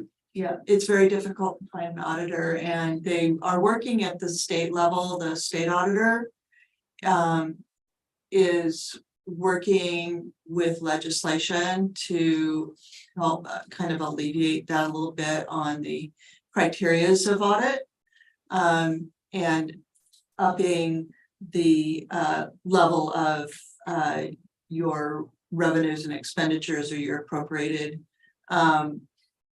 expenditures in a year, in order to be able to do a review or what's called a review instead of an full-on audit. So kind of to relieve some of that pressure on the jurisdictions for audits, and help the auditors so that they don't have such a heavy load. There's not very many of them that are doing audits anymore. So you began your career, right? Yes. Okay, so in addition to the city's budget, there's also the urban renewal budget, and the urban renewal budget is set up as a biennial budget, so it's every 2 years, and it's only every 2 years unless we make expenditures in this budget. So to this date, we're not proposing to make any expenditures, so using that as a savings plan to help serve the waterfront, but as we get deeper into these discussions about levels of service, we may revisit that and take a look at potentially charging back, having budget with the urban renewal agency to create expenditures to pay for some administrative pieces to the extent it can afford it. And, It is allowed. it's allowed, and if we do those, we'll need to have a set of meetings to go along with that. So did you see that? A little early for that. Got that going? Good, The urban renewal training. yes, Yeah, it's a little later on the agenda, but. okay, All all right. Just want to make sure. Okay. right, I'll go to that. So. And you sparked my memory, so. Counselors that, I got the same message. Mhm. The League of Oregon Cities is putting on a urban renewal training fundamentals, and I'm sure it'll be a really good training, because urban renewals is a whole other hat that the council wears as far as administering this taxing district. And the plans, the projects, processes, all of that, they're gonna cover in this 2-hour session on May 4th from 6 to 8 p.m. It will be, it's Zoom. It is virtual and it's also recorded, so if you can't participate at the time, you can go back and watch it and hopefully learn from it. And asking that the council's participation in that there. The nice thing about Zoom is if you have a question, which there are no dumb questions when it comes to finances, because sometimes it's hard to understand or exactly hear what you're saying. Is Elaine Howard and I forget who else we had present, but Elaine was our main presenter. Are very thorough and will definitely let you know what's allowed, what's not allowed, and so it's just great, if you haven't taken it. I've been through it, like I think 3 or 4 times now, just because of the adoption of the urban renewal, period, point blank, so. But it'll help you understand how we're paying for it. People are worried about the service, how we can pay for that. Well, it's the debt service out there, urban renewal. Yeah, just for some order of And it's magnitude. modest, and it's modest right now, so it's definitely gonna pay for itself. We didn't over leverage the money taken in. See, and you'll understand that by listening to the seminar.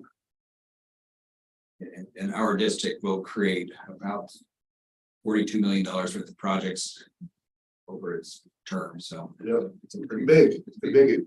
When you say 42 million urban renewal, to other people have urban renewals, they go, whoa. Big. Yeah, with the support of our Paxton partners, which is. Yep. Which is. Yeah. The. Moving forward, working with our consultants and Councilor Sundin on the public safety facility / police station redesign effort. We just got some documents back yesterday. Looking to get a cost estimate on those documents. That's where that's at. It's basically half the size that it was. It's about 11,000 square feet. The floor plan's really good. We like it. Chief likes it. Police officers like it. And working on issues. Not only what's the cost going to be, the building elevations. Been a concern to make sure we get the building elevation right relative to the street and the floodplain. And, there's also the site plan and civil plans, and we're looking at potentially doing the fill if we can get that carved off and going sooner than later. So we also have the CGMC the process in place, and that should be probably at your next meeting. You'll get a contract to move forward to go out to bid for that, and let's move along. A lot of these things are almost real time. The working with Brent Keller, our city forester, Mason Gerard, council had asked him to come back with a prospectus on that last timber sale, and they have that pretty much ready to go, and look at that into the next meeting. Make some choices about that. There's some new recommendations coming in next year that would add about 10-15% more cost to it, so it would reduce our revenues.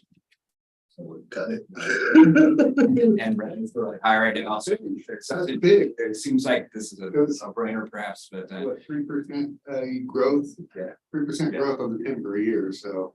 Got it. will be your decision. We'll just do it up for you. Central Waterfront open houses. We had one. I have another one tomorrow at the wastewater treatment plant. It's from 11 to 1 p.m. Desire, anybody who's listening has a desire to go out and see how our wastewater system functions and kind of imagine the possible redevelopment possibilities. That's a great opportunity to do that. Aaron gives a really great tour. Later in the month, we have the Boards and Commissions Appreciation Dinner on April 20th.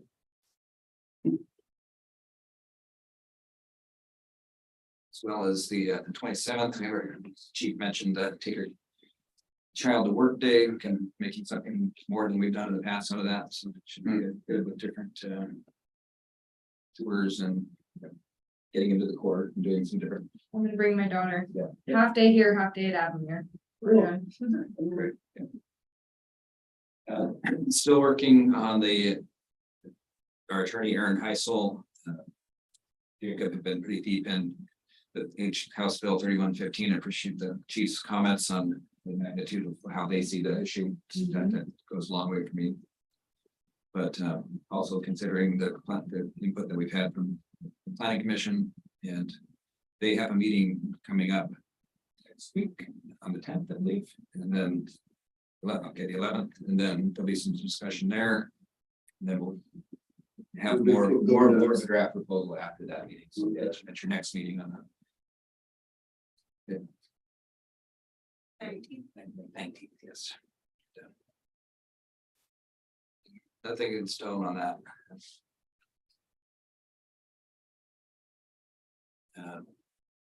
There's some calls to action. Literally hour before this meeting about Senator Weber, her office, our request for funding for the water. Yeah. Reservoir. Also been on the phone talking with Business Oregon about some funding options and grant options for that reservoir too, that were maybe very desirable for reduce our costs. That project looks good.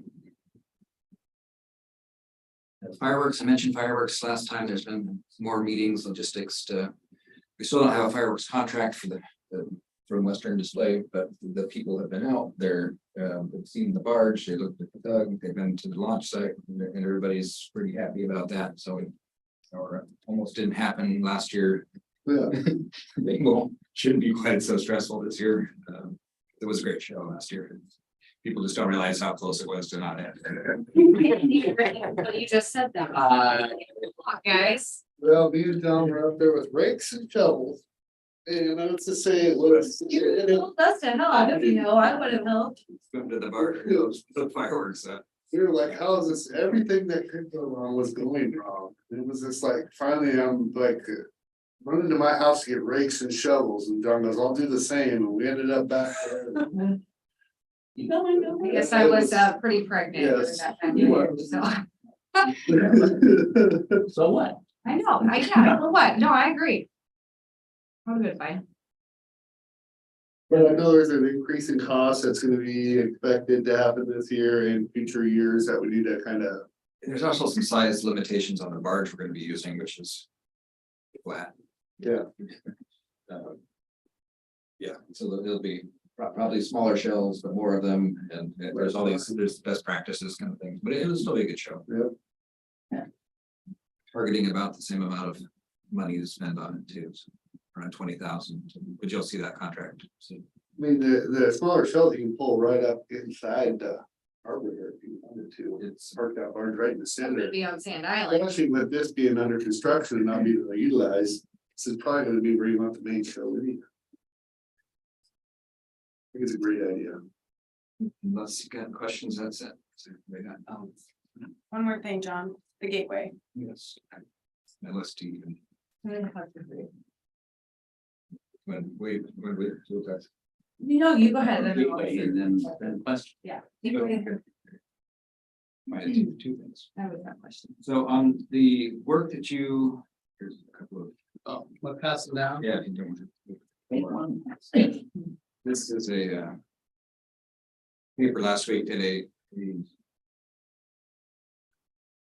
talked about the gateway feature that Lower Columbia Engineering's helping us out with on their process that council awarded. And that is a feature here at First and St. Helens Street that has, we don't know what it's gonna look like exactly, but it could be spires, it could be an arch, it could be a lot of things. But typically we do these kinds of things that put together groups of involved, stakeholders groups.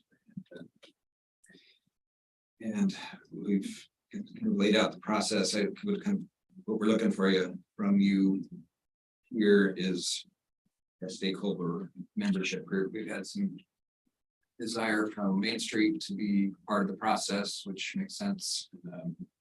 There's also city staff that would be involved with it from the utility side of it. Historical museum folks, perhaps a planning commission member, council member or two, just depending on your, you're probably not a quorum, so we don't have time. Advertisements, all of this for working meetings. And then, you know, in the past, we've done citizens at large, but you know, try to keep the group. Yeah. And or so it's usually pretty easy. Yeah, I'm sure you guys will find the right person for that. That's not me, that's what I'm saying. I like the people that you've suggested in here, and I think that looks like a good group to. Well, there's no names on the list. No, I mean the target of people like take citizen at large, Main Street, City Council. Are you asking us to choose someone? Yeah. Oh, okay. The county commissioner, the council members, it'll be, I mean, Aaron, this is Mara, and then somebody else under, should let them pick, or? I think we should let them pick from their own organization. I don't think we should ask, yeah. They have their own subcommittees, so they'll pick from someone that is related to the subcommittee that is within this. Garden design. Yeah, there you go. Thank you. And if you want to briefly review the process. Sure. We're kicking off the project just internally this Friday with Laura Columbia, which was the selected firm from, gosh, a month ago now.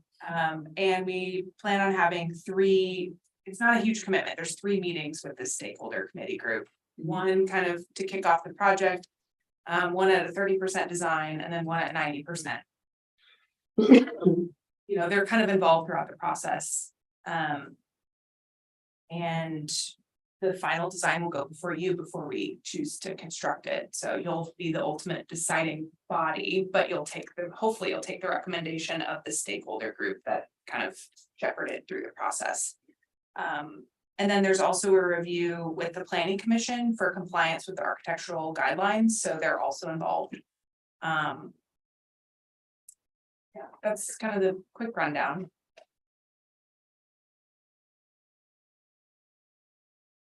Who wants it? I would like to do it.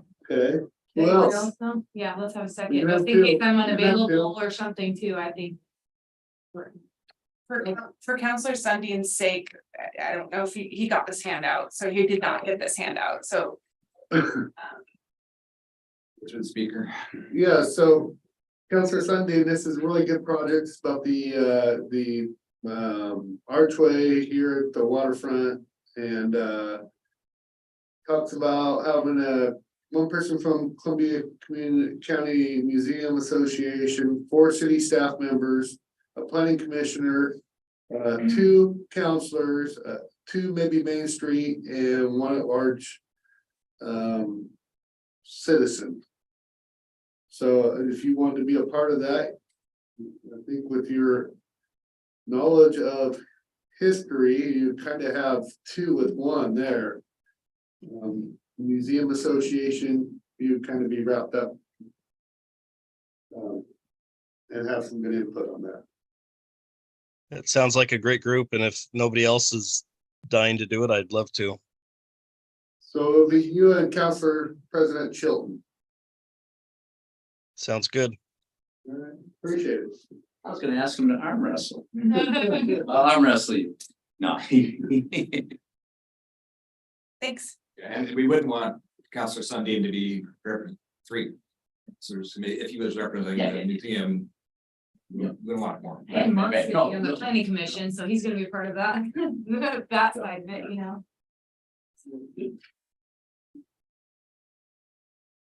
Well, my question for you was just, are you gonna be able to get back to Erin in response to her question about the parking issue and maybe how we can, help to alleviate that or? Be creative? Sharon's convened a meeting tomorrow morning to discuss parking because we've received some comments from other citizens. So we have a meeting on the books for tomorrow morning at 9 AM to discuss. Okay. After that, can we, report back to Erin? Just to follow up. About what we're doing?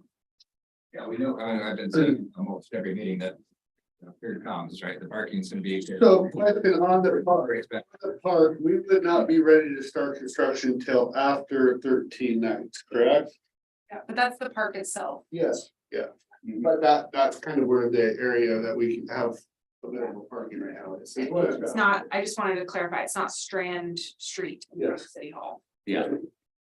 And I know that the contractors was wanting to get in and get the stormwater and all that done So that we could get that space back. Oh, because the operational. civil, that's civil. But yeah, and there's the answer right now, because there's we need a 10-day dry window in order to get, we're working close enough to the river that we have to have the right weather conditions to be able to get in and get out of there. But that may be able to swap from that to over here. At some point, perhaps, yeah. Yes, at some point, yeah. Well, Let's make it happen. It's kind of like, there's a 10-day window that we need to get in there to. and I get that, yes. We always shut down. We know there's parking over there, but we have parking here too. Well, there's 100 spaces through There's the alley over there, So- which I've been parking in. We expanded parking once before. Was not that big an issue. It was apparently through our engineering department. We did it anyhow and it worked out. No complaints. It actually helped alleviate some problems. Keep that in mind. In space. Yes. All right, that's good to know. Your meeting's fun.